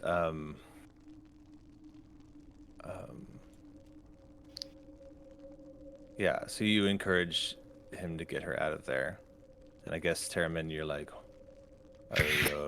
Yeah, Terramyn Yes. looks at him and says, for a second, looks up from the dinner table and says, yes, of course. Let's go find that book. Irina looks at Paul, looks at Terramyn, looks at the abbot, and nervously like stands. And the abbot says, "Wait a minute. You," points right at Irina. "Perhaps there is something you can do for me." Says, "You see, all Strahd needs is his beloved. But she's not quite right yet." He says, he reaches over and he pulls back her veil, and you see Basilicus. Yeah, Basilica's veil is pulled back, and you see these beautiful, piercing blue eyes, surrounded by red flesh and bone and tendons and sinew all over her face. Says she needs a face. No, I think she needs a remodel. Says, "We got all the parts right. You're perfect." Are you insinuating what I think you're insinuating? He says, "Oh, it's for the good of the land. It's to redeem all of us in this whole place." Lathander would never be one to engage in human sacrifice, which is what this is tantamount to. No, they would never. You don't need a face. You can live without a face. Paul. You can sing. Camila stands up. Oh, Paul absolutely does, and he will get on. He's like standing on the table. He's probably still just as tall as the saint, but he will like back up Camila. Yeah. Abbot, I don't think you're in your right mind. He looks at, kind of confused. He says, You are here to save the land, yes?" But not through this way. There are other ways to approach this. Yes, Camilla is correct. Oh. Is this what Lathander would never... From everything I know about him, he is a good and honorable and loving god. And in engaging in this is Don't not... say his name again. Paul will stand up, and he will puff out his chest, and he will look at the saint dead in the eyes, and he says, Lathander would not abide by this. Awesome. You are off base. Zash, upon hearing all this, with the distraction that Paul is saying his name over and over and over, will just pass in front of the fireplace and swap sides, basically, getting away from the priest. But I don't think he would have much time to get very far. Terramyn, Go ahead. Terramyn, during the interaction, when they started talking like that, when I could tell that there's tension, Terramyn would be standing up and like taking Irina. Is it Irina? Yeah. Yeah. Irina's elbow maybe, and like putting her behind him, like guiding her a little bit, so that he's kind of standing in front of her between the saint and her. You know what I mean? Okay. He will stand up, kind of like pop his neck. Fuck. You're without Bear Zash for this fight. But Bit of a. Oh, go ahead. And, Go ahead. And he will explode into like radiant light, and you all kind of are blinded for a second. And when you look at him, he's changed form to look like an angel. And he says, "You don't know Lathander." He says, "Lathander requires your face. You will give it willingly, or I will take it from you." You have been corrupted by this land. And while you may have served Lathander at once, and may even continue to do it, this action does not serve him. And in Kelemvor, and in Lathander's name, I will not let you do this. Roll initiative. Oh, crap. We can roll. I'm like shaking. Shit. Please, So- please give me a So- good roll, because there's something I want to do so bad. I can tell you guys this now that he's revealed it, but with my detect good and evil check, I detected that he was a celestial. But the conversation was going so well, and he seemed so amenable. I knew something was off about him. And the bride thing, oh my god. Oh my god, I'm shaking. Like right now. Natural 20, baby! Natural 20 on that initiative! Oh, you pop that out. I don't know why. Dear. Why is initiative tracker? Do y'all see? Oh, I I can don't. see it, I but think there's it's no 'cause one on it it. wasn't out. Yeah, it wasn't out. What happened? Are you gonna So be let's up? roll. I thought- good. Let's re-roll. Well, I'll count your rolls. You I'll might say screw you. reboot. It might work if you reboot. Don't make me reboot. I have a billion things open. Jester, I will Okay, tell there you goes. this. There goes. There's everybody. Okay.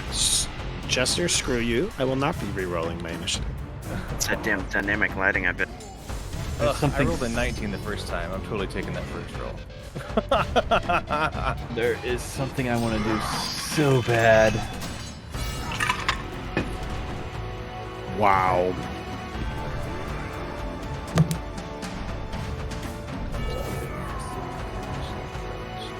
Okay. I think I know how I want to start this. I'm glad you do, because I have no idea. Oh, let me I know change this exactly token. what to do. Why don't you just token into the angel token because it's so much cooler. I wholeheartedly know my first plan of action. Oh, I can only assume this guy has like a resistance to radiantness. So that means my spirit guardians is effectively useless. Yeah, a lot of my stuff would be useless. I think, huh? Yeah. Interesting thoughts.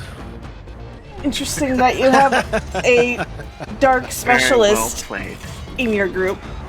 Yeah, thank God. Oh, let me get back on the tracker so I can just token. I loved it, Bees. loved Don't you dare. Oh, I would say, keep my God's name out of your fucking mouth.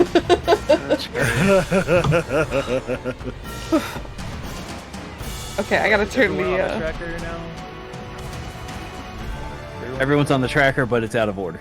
Oh no, no, it's in order I now. just fixed it. Yeah. Okay, cool. Okay, Camila, you get to go first. All right. So, seeing as now things have taken definitely a turn for the worse, Camila immediately, you watch as like the golden metal claw. I'm sure you guys have seen her. She holds it in front of her and begins to draw black runes in the air, and the rune expands really large and like slams into his body and goes into his chest as she casts Like Dr. hex. Strange magic. Yeah. That's cool. as And hell. there is, so he's officially hexed. I don't think there's even a save for it. Oh wait, no, he does have a spell save. He does have to save for it. All right, what save is that? 14. Wisdom, charisma. Let me see here. Dex? This, It doesn't tell me what he has to roll. No, it doesn't say. They just save. Oh my God, Tara, you're absolutely right, Rogue. Yeah, this isn't good at all. No, it's, They all think he's a savior. And Yeah. he saved At the least Burgomaster's the Burgomaster does. I mean, Y'all we didn't gotta really ask the f- townsfolk about him. So. we gotta find a way to. I wonder if there's a way to like incapacitate him. Hold on. Yeah. Zash will do it. It's strange. What will he save? It just says, It's like there's no save. I think he just gets it. It didn't say there's a saving throw. oh, okay. All right, so he's hexed. And then, so that's a bonus action. Yeah. And it's a concentration, so I am concentrating if you want to add Fair. that. Fair. You are. Oh, and it's a level 1 spell, which I forgot to, I have to do. So let me go ahead and roll a d20 really quick. Yeah. Your DC has definitely grown. Yeah, I think it's, oh, it's not on there. Oh dear. Well, Yeah, I think it was only a moved to the 3 token. or something, Okay, but now let's it's put 4. Let's put it on this token. Let's put it on this token now. Yeah. Okay. So I think now it's Red- gone the up red to, bubble. yeah, Sure. That's 4. I think. Okay, so we're good. Okay. Um, And, so that's a bonus action. So that was a bonus action. The next thing she's going to do is, I'm across the table, so I'm assuming I'm not within striking distance of him. This map you said is 10 feet per square? Oh yes. I think it said a 50-foot 10. square in this room. And there's nothing I can take cover on other than the table. Yeah. 15. Okay, so I'm just gonna come right over here. Keeping a visual on the door and a visual on here. And then you'll see as after the hex has been placed, my eyes begin to glow again, and more crackling energy comes out towards me as I shoot towards my Eldritch Blast, which I have to actually hit from the core, sorry. Give me a second. There we go. The 2 bolts of Eldritch Blast, and Nice. plus... They both- yeah, first one hits. Oh no, sorry, they both hit. Oh, they do? Yes. Sorry. Okay. And then, yeah, 4 plus 3. 4 plus That's 3. That's what kind of damage? That's force damage. Force damage, yeah. Yeah. And then it does an additional 1d6 necrotic damage. Roll that d6. Okie dokie. Probably per attack, wouldn't it? Whenever you hit it with an attack? I don't. That's what it know. saup. Look it up. Yeah, you deal an extra Per Eldritch 1d6. Blast, because I Okay. don't know if that. I don't know. Look it up. Look it up. Yeah, for While its... I'm doing everything else. You look it up while I'm doing everything else. Yeah, let me look at Eldritch Blast. I mean, do look it up after your turn. We'll move on. Okay, yeah.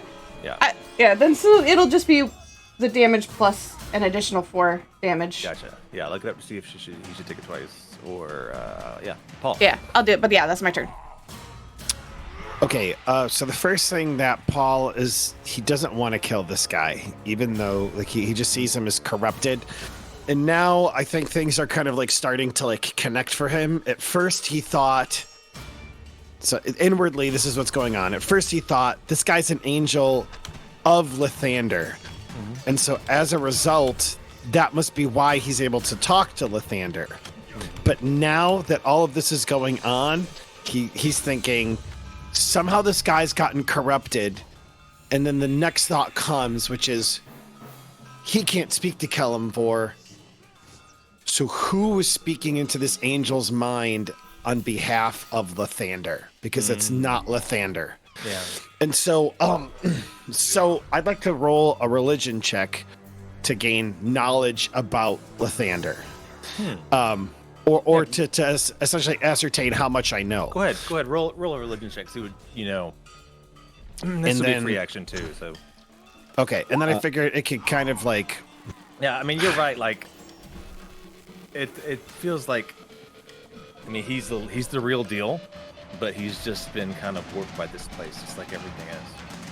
Yeah. Okay. So. But okay. So I think you have reason to believe that even your connection to your god could be not what you think it is while you're here.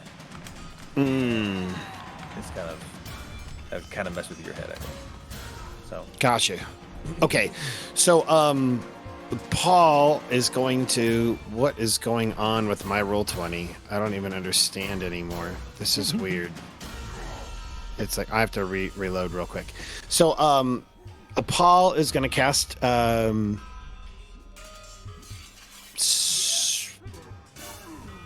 Spiritual Weapon as a level 3 spell. Nice. That's a bonus action too, isn't it? I think it's a bonus action to actually direct the spiritual weapon. Okay, gotcha. But I believe it's an actual spell. Let me double check here. Drag it onto the board. I'd love to. I had to reload Roll20, so it closed all my tabs out. I gotcha. Yeah. Well, I'm in now. I can drag it in. Thank you, want friend. to put it next to the Abbot? Oh, it is one casting time to cast it. Shit. Yeah, I'm gonna go ahead and place it next to the Abbot. Their spiritual weapon. And then okay, so that's my bonus action. Thank you for placing that up there. Sure. Go ahead and roll the attack for that as well. Sure. Now, because I'm casting it as a level 3 spell, I'll gain an additional D8 damage. Nice. All right, let me go ahead and alter this. Where are you, spiritual weapon? It's the third thing from the top. I mean, yeah, we could just that's weird. Yeah, you can change it manually if you want. That's fine. All right. Oh shoot. Okay, well. Okay, it misses, unfortunately. Okay, unfortunately it misses. So yeah, that is his that's his bonus action. As a standard action. Oh man, that would fuck Camila. I can't do that. Okay, so actually, if he'd do it. Okay, he is going to move action, get in front of Irina. He's already on the table. I already said that, so I don't know how to put him there. That's so I guess fine. right there. You can so he plays alt click. Oh, okay. When you let go of your mouse, and you'll stay where there you we were. go. So he interposes himself between Irina and the Abbot, and he looks at the Abbot and he just says, and this will be his standard because I can't think of anything else that I would do. Actually, you know what? I'll bless everybody as my concentrate because that'll help everybody out. So level 1 spell to bless, that will give Camila, Terramyn, and Zash.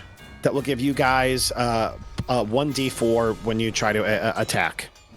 So, Okay. and I will concentrate on that for 10 minutes. I would. And then, Go ahead. so yeah, I imagine like he comes out with the symbol of Kelemvor, like poof, doesn't feel as strong as normal, and he's still despondent over that, even seeing the angel, and he just says, "Thunder is a god of goodness, of constant cheerfulness, of ever-ending, annoying, god-awful optimism. This is not that. This is you. You've been affected by something in this place. I don't know what it is. But friend, please listen. You're not thinking right." And so that'll be his whole turn. All right. I'm sorry that took me long, guys. I apologize. No, that's okay. Yeah, it's his turn. Y'all notice he has wings. He can fly, and he can fly fast. But before he does, boy, he takes flight. And he has that giant mace that just formed within his angel form, disappeared. He takes a swing of this giant, holy-looking mace at Pall. All right. 15, I think it's a miss. It's 15 missing. My AC, I want to say, is a 16. Hopefully. Nice. Yes, it is. Thank God. Okay, and then he swings at you again, and he hits you. Okay. For 7 points of bludgeoning. Okay. And 14 points of radiant damage on top of that. Holy shit. That's There's, 21 total? A total of 21, that's right. Holy mackerel. Yeah, this mace Paul has is- a 48 radiant damage. So it rolls on top of the regular weapon damage. And he- Paul's messed up. And then he continues to fly past you. And he stays right here by the door, and he says, there's no need to fight. I only need your face. God. Yes, little bitch. Terramyn.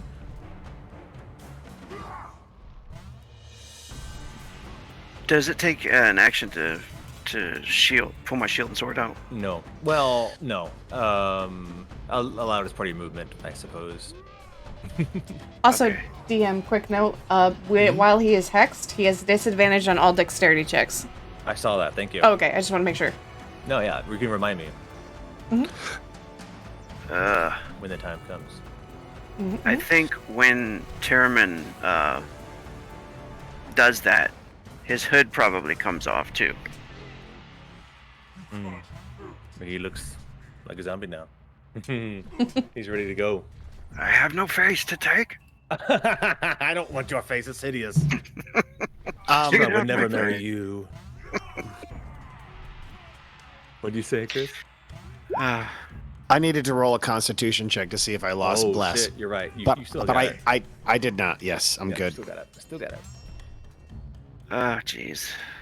I don't want to fight this guy either.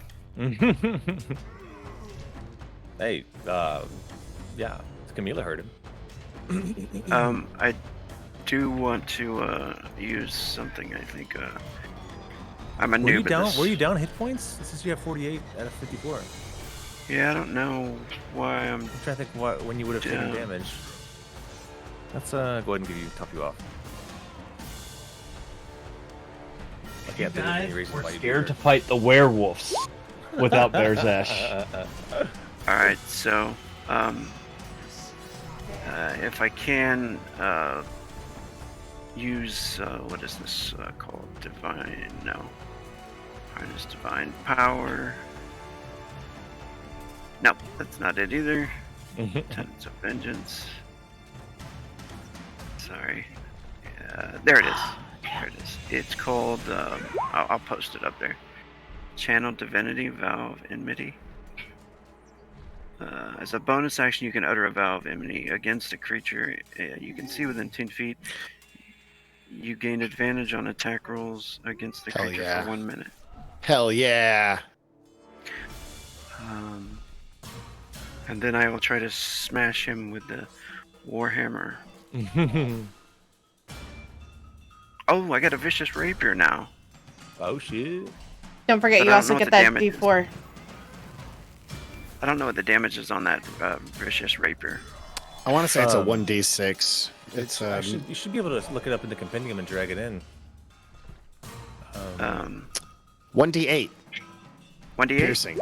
1d8 piercing. So I think I should put it here. 1d8. Do you drag it in from the compendium? No, I didn't. I don't know how to. Yeah, it's a D8. Well, he has to be in his character sheet. Just drag it into your inventory from the compendium. So yeah, you just roll regular. That's a good point. I didn't even think that maybe he had magic Is resistance. it at 20? At 20? That's a net. Oh my god, you get the effect! You get the effect right away! Extra piercing damage. Wow, what is that? That's awesome. It's the extra effect is 1d8. That's not included. So I'm sorry. Roll 2d6 extra piercing damage from your magical rapier. Can I use Thunderous Smite? Is that possible? And let me roll a crit card too. Let's see what happens, man. Okay, this is a piercing weapon. Double damage. That's already double damage. So nice. So it's gonna be a total of 14 plus 13. So 27. And Thundering Smite. I don't know if that's right. Is that right? It looks like Right. it might be an extra +4 in there. Is that? Yeah, you can't get the smite because you use the bonus action to do your channel.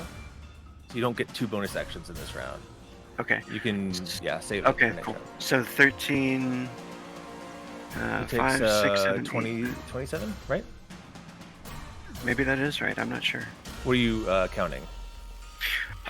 So it looks like I rolled a 5 on the D8, and then do I just add +4 for my strength?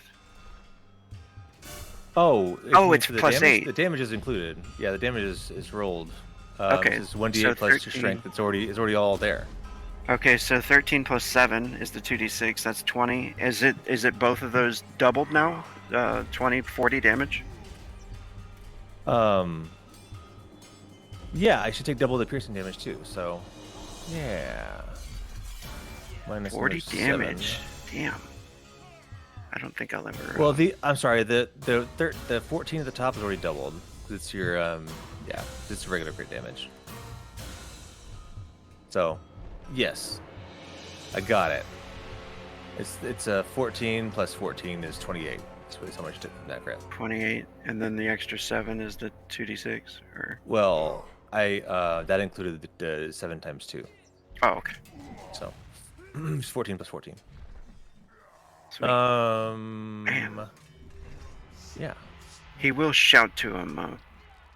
We do not want to do this. Awesome. There's some Not that things it'll help. happening in the background. Next is Zash. So, even with Terramyn shouting, we do not want to do this. Zash rages out. I mean, I want to do this. a fit of rage as a bonus action.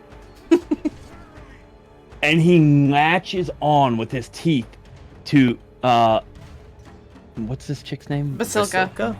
Basilka. And at the same time uses poison spray. You're going to make him angry. And then after he injects his poison, which I don't know what you want me to roll for all that, I'd like to throw her into the fire. Oh, Okay, so you can only get one action. So poison spray I think is a bonus action, or is that an action? Yeah, it's a cantrip. Technically. Is it an action or bonus action though? Cantrips can be either. Well, You look at your racial ability. I've already used my rage, so I can't Oh, use... there's your bonus action. Yeah. Yeah, so I mean, do you want to use poison spray or do you want to try to I guess it would be Oh, I'm injecting poison in her either way. okay. If I can't throw her in the fire this turn, I'll do it next turn. All right, give me the poison spray. Is But it a saving I throw? want- Is it an attack roll? Again, I want to bite down on her neck Understood. using poison spray. Give me your attack roll, or saving throw, whatever it is. I think it is an attack roll for poison spray. I'm not sure, or is it in a saving throw? Oh, Can I yell something, Paul? Yeah, it's free. Go. You She's a construct, can. like the boy.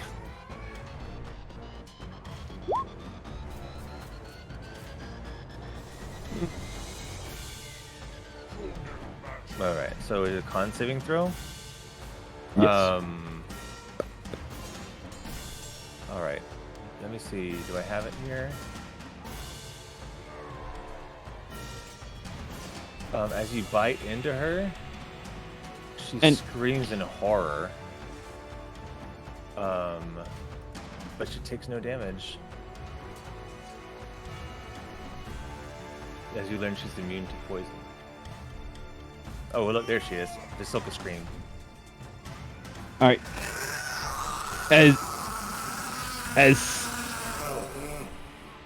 I'm That's her still going. scream. That's her scream. She's not. Zash is going wasn't ready to, yet. like a snake, keep his jaws locked on her. Awesome. That's gonna be a grapple check. I can't give it to you for free. We'll have to.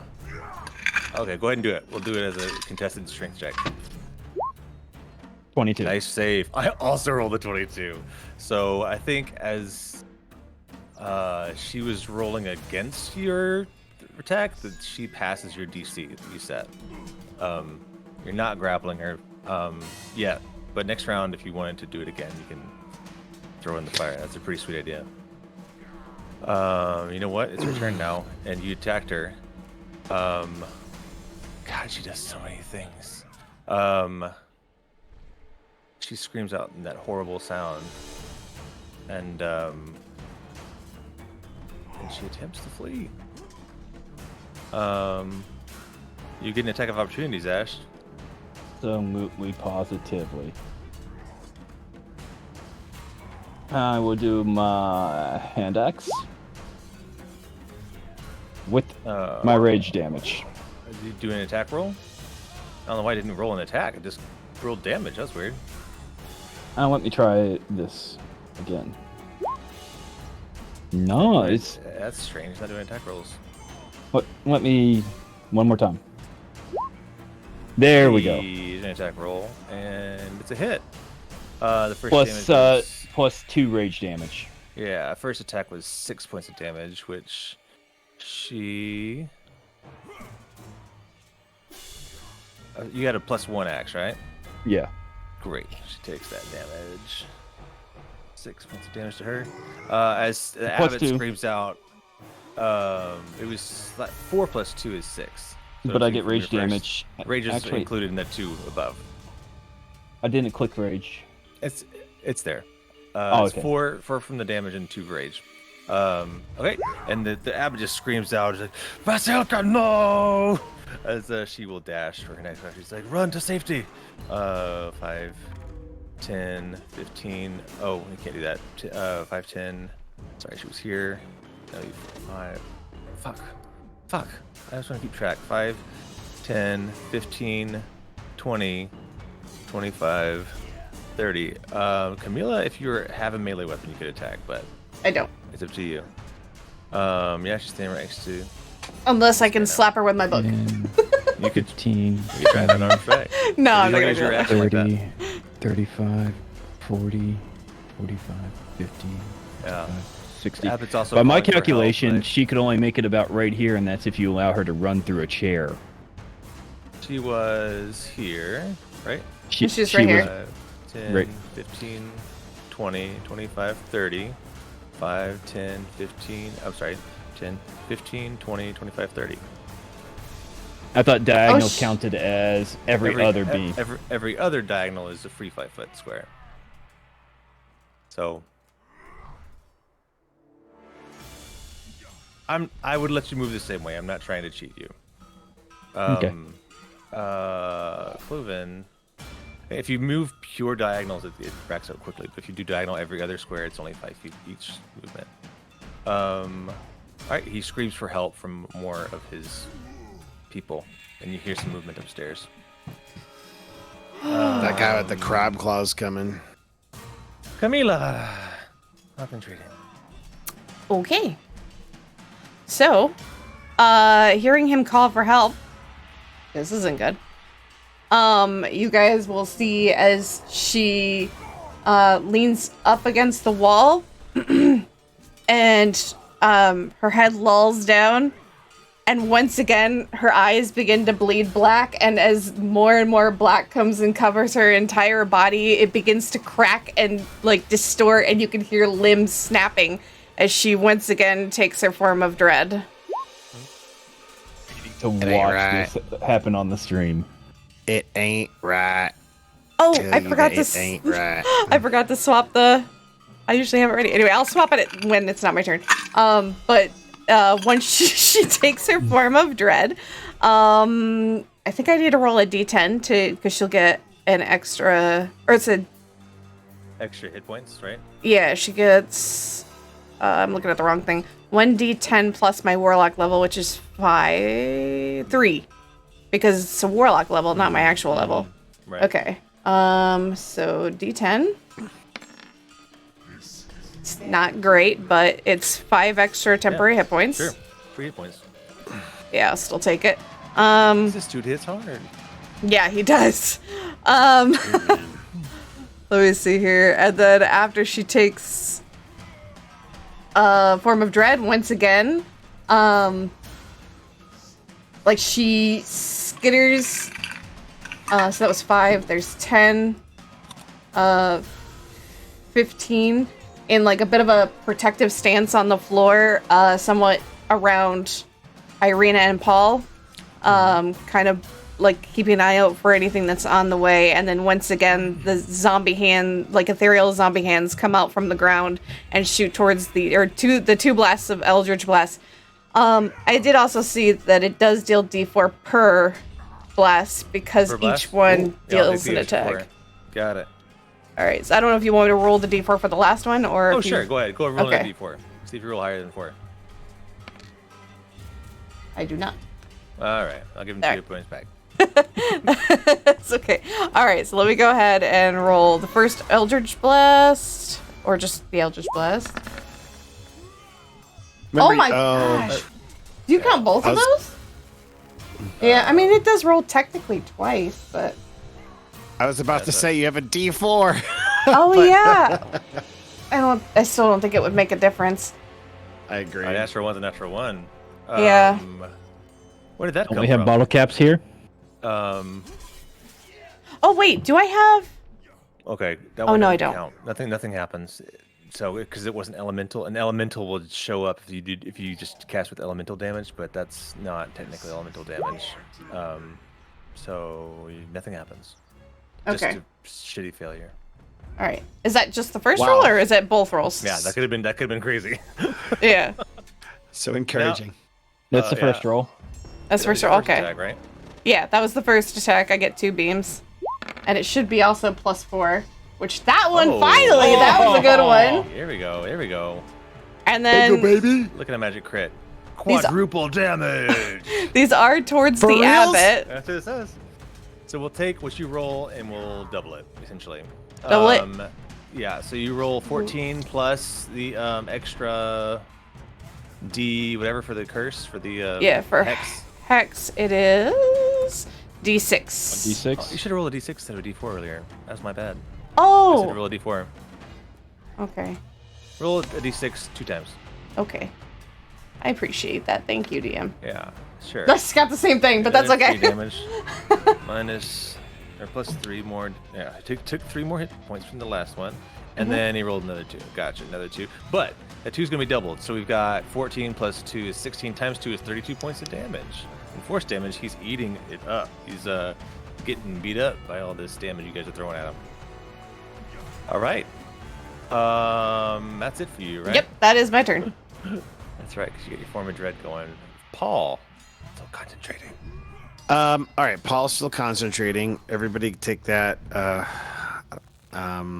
Yeah, I think only I've been hit thus far. Correct me if I'm wrong. Mm-hmm. Yeah, he's only gone once. All right, bonus action. I forgot how far we decided that this could move. 2, 3, 4. It's in the cast. It's in the description, spell description. I think it's like only 20 feet. Oh, is it really? Yeah, It's, I can look it up. Oh, it's up there somewhere. Spiritual weapon. It can move 20 feet per bonus action. Can I sacrifice my move for an additional bonus action? No. Just, hey. Yeah, it can move closer though. Yeah. That'll be helpful. Okay.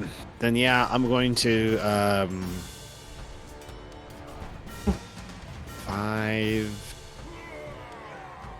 I'm trying to think about where he's going to go. Yeah. I'm trying to think about whether or not he's going to attack Zash because he attacked Basilica, or if they're just trying to run. Yeah. But he wants Irina's face, so... He's not going to stop until he gets it. Okay. For the record, for the future, can I sacrifice a standard for a bonus? Yeah, I've let Zash do that. You do two Okay. bonuses instead of a standard and a bonus. I don't think you're allowed to, but I allow it. Yeah, sure. Okay. I just wanted to double check because Yeah. that'll impact what I decide to do moving forward. Okay. So Paul is actually going to drop the bless, knowing how hard this guy hits. And instead, he's going to cast a spell, a level 3 spell. I'm blowing through all of my spells, guys. I'm sorry, but I'm going to cast Aura Vitality, which is what I cast that other day to kind of heal up everybody after the fight. So it's 30 feet until the spell ends. The aura moves with me. It's centered on me, and I could use as a bonus action to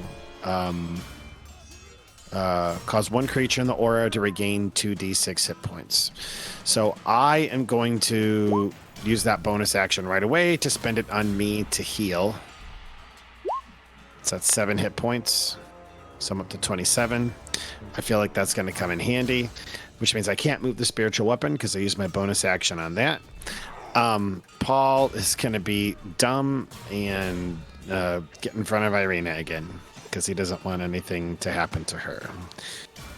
And as that's going on, he'll continue to be like, Lathander is good, Lathander is just. Lathander would not ever call for the sacrifice. Think for yourself in your own holy texts. When has Lathander ever called for this? When has he ever done anything like this? So I don't know if that will have any impact at all, but he's just going to continually keep up the verbal diatribe. Yeah. Paul is saying all this, you can hear Zash in the background taunting him in both abyssal and draconic, basically saying Lathander is a bitch. Oh, fuck. We're taking very opposite tacks. That's funny. You're sharing all these things. Totally, That's very funny. totally destroying Paul's. Yeah. So you can take. So everybody doesn't have the bless anymore because I can only concentrate on one spell at a time, and I'm keeping Aura Vitality up to hopefully cure us when we need it. Fair. Was that the D4? Extra D4? Yeah. So Yeah. no more extra D4. I know we really didn't utilize it. It feels kind of like a waste, but I fucking you forgot got my it nat second 20. attack. The Abbot. It makes sense, I guess, though. He was like, didn't want to attack him. Yeah. The Abbot just looks at Paul and it's like, you know nothing. This is, do you know how long I've been around? Do you know the things I've seen? And you still hear Zash in the back, probably in draconic right at this moment, Son of a bitch. As he just taunting him. again, his angelic form like radiates, and just a bright light is shooting out sparks of light as you realize he's growing and growing and growing, and he becomes a radiant Tyrannosaurus fucking Rex. What? I'm sorry. He becomes a Tyrannosaurus Rex? He becomes a Tyrannosaurus Rex. Okay. But that's his action. He can't attack you this round. Little P. Little P comes out. Little P comes out of Chris, not Paul. Little peek around. Does he have a move action? He has one, but he doesn't take it.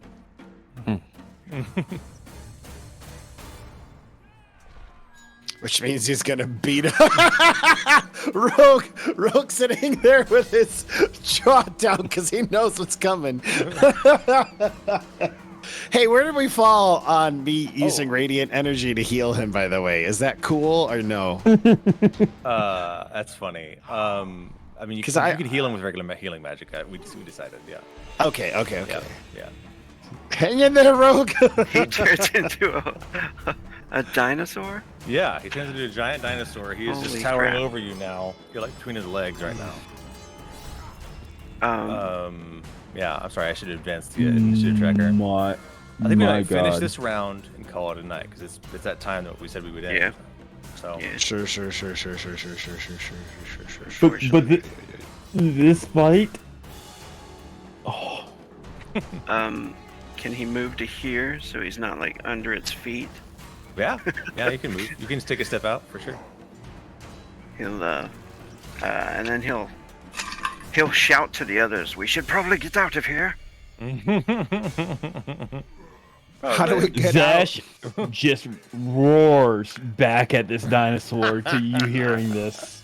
That's right. You're raging. And then he'll slash with his blade. So I thought think you he's said still you had... got the advantage of the. Yeah, you're targeted enemy, whatever it's called. Your vow of enmity, or Yeah. what were you gonna say, Chris? 23. Nice. I hit. thought Jester the other day said that he actually had No more wild Only shapes, just one one rage. rage. He's on his last rage right now. one rage, not one wild shape. He's on his last rage. Go. Oh, it already it's does all right. the damage for you. I'm Yeah. so dumb. That's all right. You're good, it's buddy. all right because rage is the most important one for Zash. That's true. To get the half. Oh, because of rage. When I go into rage, it automatically triggers my totem bear. I just don't get the 3 individual health points. 5, 10. Oh, yeah, I'll just say never whisper on your rolls, 15. Camila. So you'll just. Oh yeah, it people- should be If changed you- now. 25, I'm sorry. I changed it to always 30. talk out loud. But if you want to change it back to toggle, you can. Oh yeah, no, it's okay. Yeah. Oh, Zash charging in comes at this guy.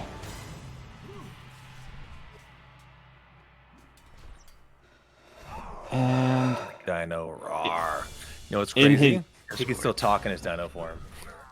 It's amazing. Love my And- Discord. while Zash is running towards this guy, I don't know which one of the languages, he is still just saying, All Lathander of them. couldn't hold a candle to Kalimvor. Oh no. All right, can you hear me? Yes. And I'm sorry, Zash. Before you move, was Terramyn done? Because No, I'm not finished yet. My fucking Yeah. Discord went out. Sorry. Yeah.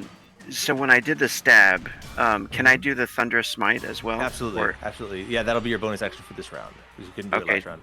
if I do that, do I I don't get my second attack? Oh, you can still do a second attack, yeah. Because that's a part of your standard action. Okay, cool. Yeah. So I'll do the Thunderous Smite. Use Yeah, a so click spell on that bad count boy. on that. See the description real quick. See what all happens there. Let's say you cast that before you started attacking him. Okay. And it'll just do strength save to see if it falls. Is that what the deal is? Or be pushed back. That's fun. Okay, let's see if the T-Rex has any strength. Oh my god. Yeah. +7. Do I make a strength check? Is that what happens? I make a strength check, and guess what Oh, I rolled? okay. I rolled a 2, so I failed the strength check. Wow. That's funny. So Oh you my do God. 14 points of damage of thunder damage to the T-Rex. Yeah, that's awesome. And then he'll stab again with the blade. The vicious rapier. 17. Awesome. That's 5. And then another vicious rapier attack, which also hits. And because he failed his save, he's going to fall back into the wall. Oh my god, does he fall on Vasilla? Vasilka? You know what? Let's see. Let's do a dex check. He's only got a +0 to dex. Dude, that would be. He rolls like Man. he's gonna land on. At least he's gonna definitely at least kick her, if nothing else. He's gonna Oh my god, I can't he's believe gonna he just take- killed her. That's amazing. He kills her. He's going That's to take. amazing. I rolled. Good job, I bro. rolled 2d6 and I rolled a total of 3. He takes 3 points of High damage. fives. on hitting the That's wall, and she's also going to take 2d6 from being stomped accidentally by him. Nice. She takes 5. She takes 5 points of damage because that's fun. Yeah. He's so upset. He's Yeah, squid. Yeah. no, just run away, Vasilka, run away. Terramyn's gonna look at the rapier, like surprised at it, how cool it is. And then look over at Paul. This thing's pretty sweet. Paul gives you finger guns. Now Zash. All right. Now Zash. Now, since he got knocked back, I need to ask the GM something. Yeah. I have been sitting on a inspiration for probably 3 sessions. Mm-hmm. I'm really bad at using mine too. I know. Can I use it for an extra movement action? Oh. Sure. I'll Okay. allow it. That's what I would have told. Yeah. You're the GM. Yeah. You do what you want. Zash now front of Camila.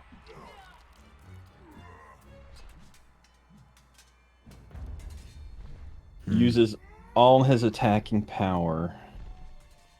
And hopefully I didn't sacrifice a reroll on this one. And just uses his +1 hand axe. Because he is completely enraged and can only attack. 25. Yeah, big ol' hit, buddy. Guys are rolling rocks. 9 plus 2, 11 points of damage. And Be grateful y'all have those magic weapons too. I can still attack again, can't I? What's that? I can still attack again, can't I? You still what again? I'm sorry.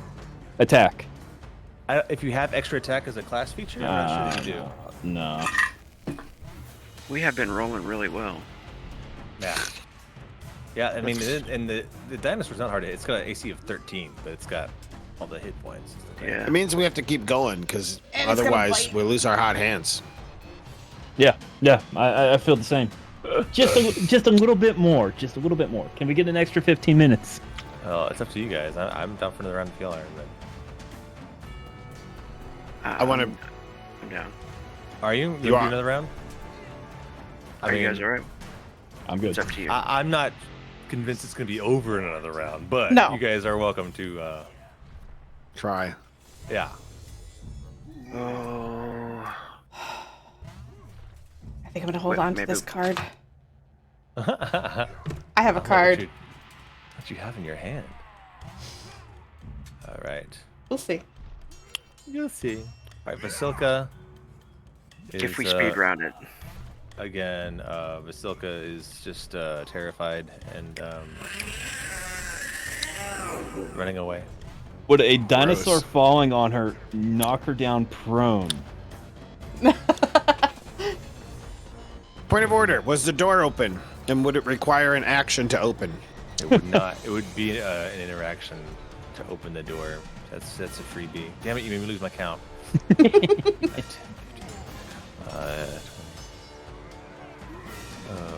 25, 30, 35, 40, 45, 50, 55, 60.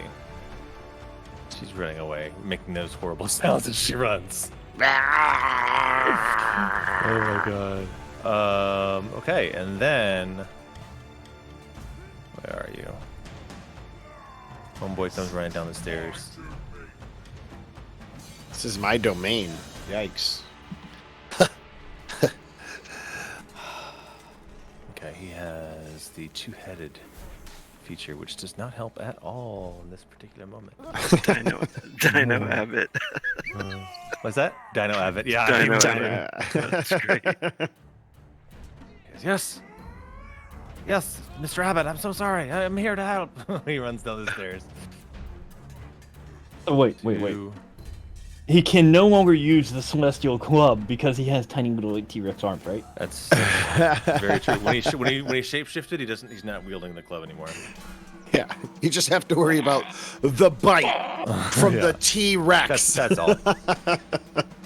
You also need to worry about the claw attack, the lobster claw coming from this gentleman. Oh, jeez. Come on. Roll bad. Wait. Can I use inspiration to impose a penalty? disadvantage on an attack if you like. I could. Okay, I was just curious. If you're like, could I? Hypothetically, I'm not going to. Yeah, that's actually going to miss you. That's a 13 to hit Zash, which is a miss. Miss. Wow. Zash does not have a great AC either. No. But he also gets a bite. And this guy, he's weirdly humanoid. But 18 will hit you. It's only 3 points of piercing damage on the bite, though. Is that halved? If you're raged, then yes. Half to 1. Zash Now will we're take in the round 1. 2. Now we're in round 2. All right. Right now, I'm gonna make it easy. 5, 10. She's gonna get a little bit 20, a little bit further from the Rex. And we'll go simple right now. Just 2 more Eldritch Blasts. It's okay. Let's go ahead and roll those against the Rex. So there's the first one. Plus an additional D6. Oh wait, was it D6? Yeah. Yeah. Yeah, D6. D6. Okay. So that's the first one, and then Eldritch Blast, another one. I'm gonna hold on to what I got right now. All right. And then plus another D6. Yep. Total of 5 plus 5. And Hey, chip away, chip away. yep. Chip away. That'll be my turn Chip, for chip, right chip now. away. Cool. I'll be quick on my turn. Oops. Cool. Ignore that. Sorry. Paul, Okay, so small point of order. please. Irina is not in the turn, Initiative tracker? Oh, I can Yes. totally throw her in there.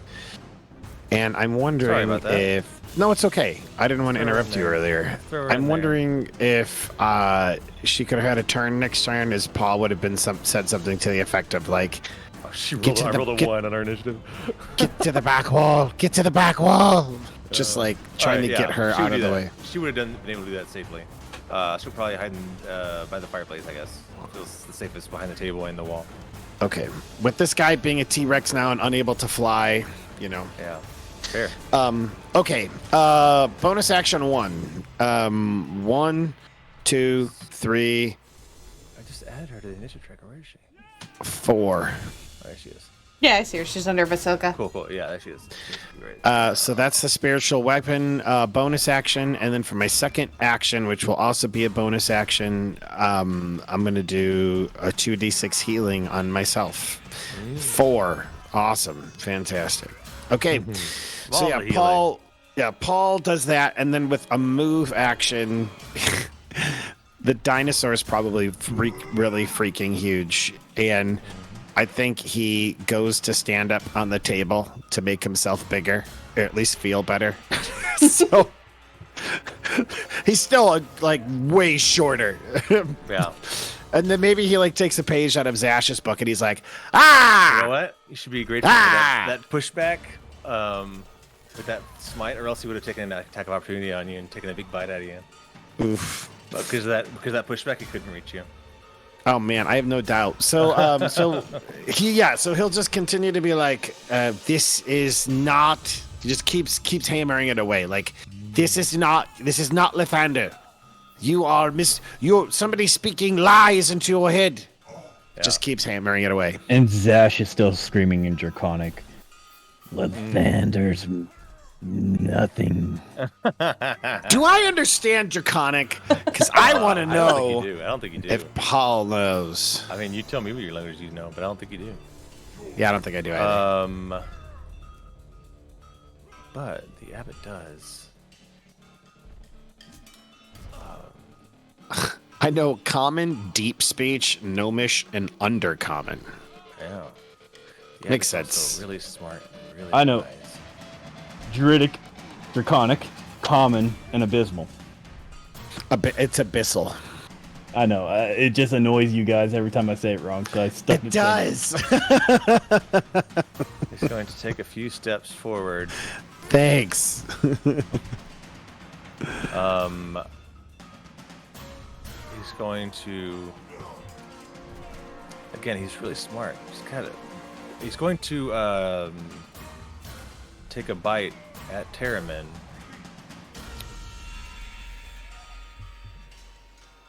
Ugh, wrong stat block. I have so many stat blocks for this guy, depending on what form he's in. All right, he attempts to bite there, Terramyn. That's only a 15. I think that's a miss. Did that miss you, Terramyn? Yeah, I think you need 18. Awesome. So he misses you with the bite, which is huge. Because that's Nice. a brutal Yes, bite. don't bite me with that. But while he's trying to bite you, he also swings his whole body around to try to whap Pall off the table with his tail. Oh man! He stepped forward enough to reach you. It's a 14 to hit, Pall. 16. Why am I so honest with my fucking rolls? I should have fucking killed you all by now. I should have This killed you is- all by now. That's because you love We us. are. It is, and we are also getting very lucky. Like You're we are lucky and I'm rolling well. unlucky. And We are yeah, getting yeah. super lucky. Dude, Because if I rolled with advantage, I would have been a 27 to hit Pall. Dude, man. What? Not even a crit. But no, I missed Well- him. I had a plus 10 to his attacks. He's missing. My God. He's missing. Wow. All right, Terramyn, your turn, sir. Oh man, he's getting the blade. Yeah, he is right from below. Go for the gonads. Go for the gonads. The Dino Nads. Ah, The dino nads. 24. Yeah, that's a hit, buddy, for sure. Yeah. Nice. Can I do another that thunderous was- smite? This is a very nerdy yeah coming out. I don't know Yeah, I why. hope you're keeping track of your spell slots. Every time you smite, it costs you a spell Yeah, that'll be two slots there. slot. Yeah. Dude, I don't want to use all my spell slots, but I don't know what else to do. This guy's a giant seems like a good time to T-Rex. use it. Yeah. What's the save This- on the Thunderous Smite? Is it was strength, right? Yeah, strength save. And he failed last time. He fails again. Oh, nice. Nice. Oh my God. He gets a +7 on his strength check, and he rolls another fucking 2.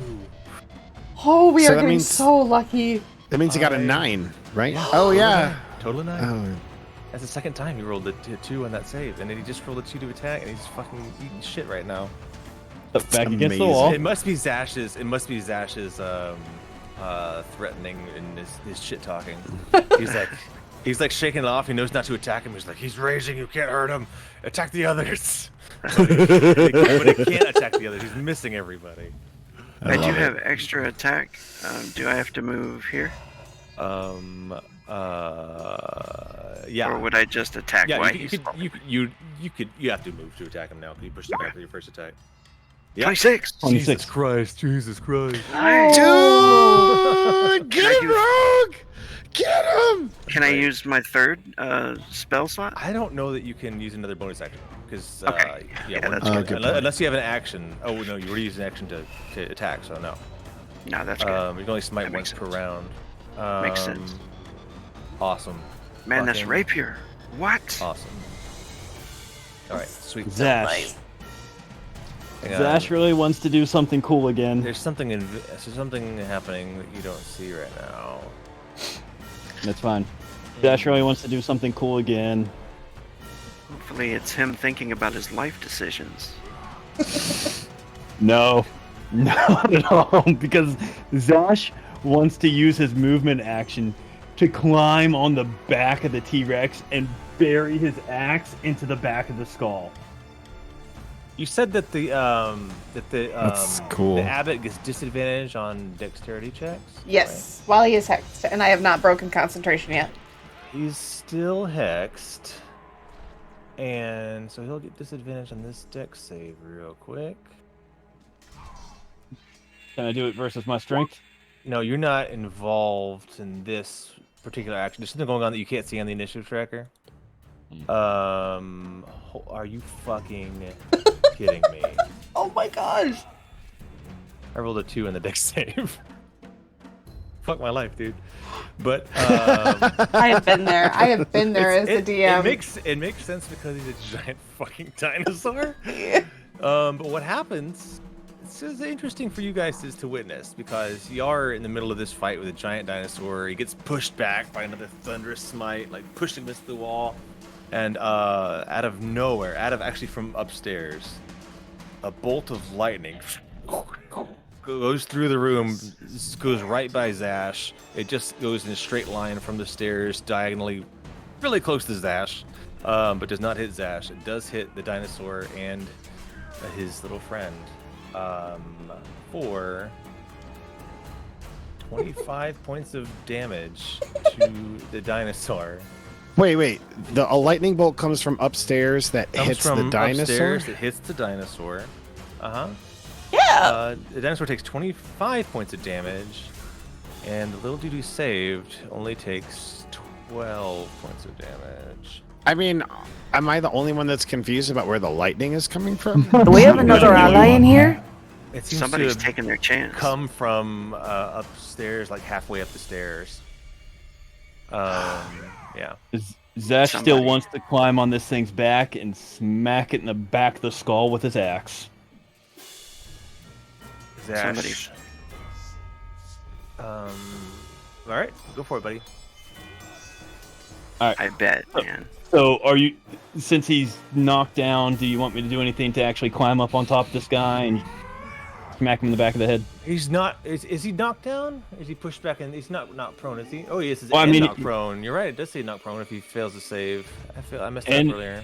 My He just apologies. smacked the wall, got lit up with lightning. Yeah, he's prone. So, I mean, you want to climb on him? You said. I Tell me literally what you want want to do. Tell me what you want to do. I literally want to use Zash's movement action Yeah. to climb on top of this thing and just smash him in the back of his skull. Mm. In true idiotic barbarian rage fashion. Sure. I'll allow you to climb up on him for free, but if he gets up, you're gonna have to roll a saving throw. That's fine. Yeah. Just he's raging. He's raging. That's the explanation. Yeah. 21. Yeah. Even with us I am rolling glad- so well, Also- I'm still shaking. Also, you attack with advantage because he's prone. So, yeah, you definitely hit him for 10 damage. And I want to try to hook the axe into the back of his head now. That's not a thing. Flavor.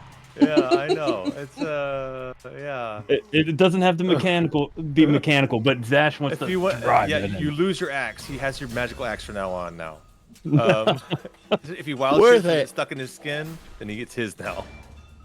No, yeah, it mechanic. I mean, flavor, absolutely. It's pretty sweet looking.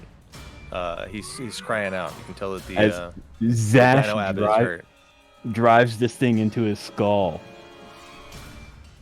I told you he was a bitch. Intercom. Oh, you're the worst. You're the worst. You have no power in these lands. You're worshipping a false god. You hear more screams from the courtyard. Hopefully it's the spider and the winged beast coming to help us. What she sounds like a movie like. I'm trying to think of what, like some little creature. Like a locust. I can't think of what I'm thinking about, but anyway. No, All right. he hasn't. And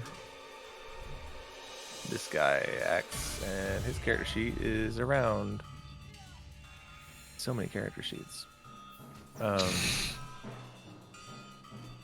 He's just going to. You know what? He's not smart. He's going to attempt to attack Zash again. Bite and claw.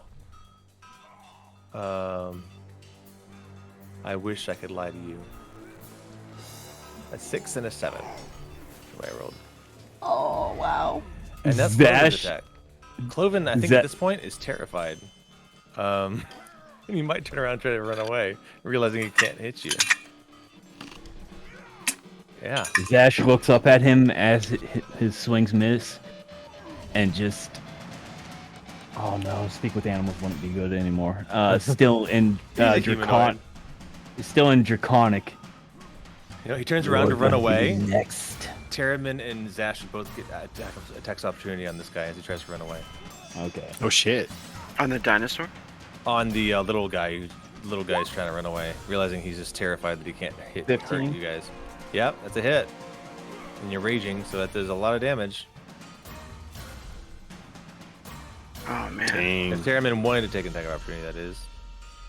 I don't know if he wants to. Yeah, that's fair. I mean, yeah, this little guy, he's trying to attack you. He's failing, so he's running away scared. How it's up to you. bad did the damage of my axe look like at this moment? On the little guy or on the On the little guy. the T-Rex, he's near death. If Terramyn attacks him, he's probably gonna kill him. The little guy? Does Terramyn attack him? Yeah, as he runs away. Oh, mental dilemma. What would Terramyn do? Yeah. Yeah. Not what Rogue would do. Yeah, I'm trying to think. Like, maybe I should roll. Should I roll? Sure. Yeah, Not a bad idea. Just decide what the roll means before you roll it. If I make a wisdom check, I guess it would be right. Sure. Like a will save. If would be I wisdom fail, check, I kill wisdom him. save. Wisdom save? Yeah. Okay. Sure. If I Yeah, fail, the I will kill save. him. Oh well. What was the DC? You gotta say it for yourself. Yeah, I was gonna say. How high do you need to roll? Oh, I don't know. It's funny. It's right on the border. It's right on the. I've done that too before. I've been like, I'm gonna rule for this. What does this mean? I don't think. No, he lets him go. Cool. He runs away like, "Ah!" He's terrified, and the dino is like, "Come back here and fight, you coward!" And he starts to run up the stairs. You tell him to run and hide. Run, hide. Your master is a monster. As he's got a snake being just shouting in Draconic right now, you're next. Arena have a ranged weapon? No, she does not. Just say the only thing I know she has is a rapier. She's gonna hide under the table, I think. Seems like the safest place to go. That's fair. That's wise. Under the table. Paul's on top of it. She's underneath it. Prone. You guys have gotten so lucky. It's like, Dude, oh no, it's TPK For real. night. I don't know what real. that damage can be from that bite, but I know it can't be good. It was 40, Substantial. wasn't It it? was 40? Wasn't it 40? I think. That's what he rolled against you. Did you see my roll? there. Yeah, it's up there. It says bite. Oh, it wasn't private. You could 40. see it. Yeah, it's pretty substantial. It's like 40-12, which is that's a huge roll anyway for 40-12. But yeah, Oh, are you hiding your rolls? I usually do, but yeah, at least for the bad guys. Okay. Oh, that's the end of the round, huh? Irina's hiding under the cover, and that's where we're gonna stop it. Okay. Oh. Good sesh. Giving Zash blue balls. I think you're giving Jester blue balls. That was awesome. I'm excited to finish it next day. I'm excited for my spiritual weapon to actually get in range to help. Yeah. Hey, GM, would I Yeah. have permission to try my turn? Just one thing. I swear it would be a dramatic ending if this works. It would be such Sure. a dramatic You can- way. you can if you want to. Yeah. Let's end with your disappointment. Okay, with my disappointment. It could be I want to disappointing. see what happens. All right. It could be good. I don't know. So I don't know what you on her turn, do. He's prone. she's first gonna crawl up on the table, and like hovering over the book that he set down, the Book of Strahd. Yeah. I'm gonna break my concentration on Hex, so he's no longer hexed. And you're gonna watch as my eyes glade from the glowing to black, and in front of him, a black spot on the ground begins to grow into a large circle, and a bunch of bats. Only he can see this, by the way. Only a bunch of bats fly out, and then you see like morphing out of the ground and up into position is Strahd. A visual Strahd. He needs to make a wisdom save as I cast Phantasmal Force. That'd be so cool. I hope he fails. National Force. What's the wisdom save you said? Yeah, he has to make a wisdom save using his What? T-Rex wisdom. That Actually, could with be a his cool way to end ability, he gets to keep his mental sensitivity. Oh, dang it. With his abilities, wisdom save. Yes. Oh, he gets a +9 wisdom save. So yeah, he definitely passes. Now I roll high. So does nothing Bummer. happen? Does nothing happen with that? It doesn't If he work. fails? If it fails, I You know don't what think he falls happens? for the illusion. He sees Strahd, and he says, now you're all in trouble. He says, wait, it's not real. Oh damn! I was Wait, really he hoping says that now would you're work. all in trouble? Yeah. That's Rex talking. Yeah, the Rex. That's the Rex is like that. Yeah, because the Rex is like he's going to be upset you killed his bride, and then you realize, oh, that's not him. That's not him. Damn it! I was gonna have the illusion attack him, but it was worth a shot. All right, but my concentration is no longer on there. That would have been super sweet. I'm sorry. Yeah, It's okay. His ability is he changes shape and he keeps his mental faculties. So damn. Yeah. He's a fucking celestial. Yeah, no, that makes sense. I just thought it would. That's what I whispered to Prank. He was like, he detected it, and I whispered to him like, it's something you've never seen before. A literal angel from heaven. I do need to roll a d20, by the way. Yeah, you do. Because that was a level 2 spell. This could be an interesting chaos. Nope. The DC climbs ever slowly. Yep. I'll put a note in chat. It should be like 6 by now, isn't it? Oh, is it 6? I don't know. What do you put in chat? Standing on the T-Rex's head. Oh yeah, true. Which you need to be like mechanically on it. Yeah. Oh damn! I was really hoping that would work. You want on it. That would have been super sweet. Sorry. That's okay. We can't have all good rolls tonight.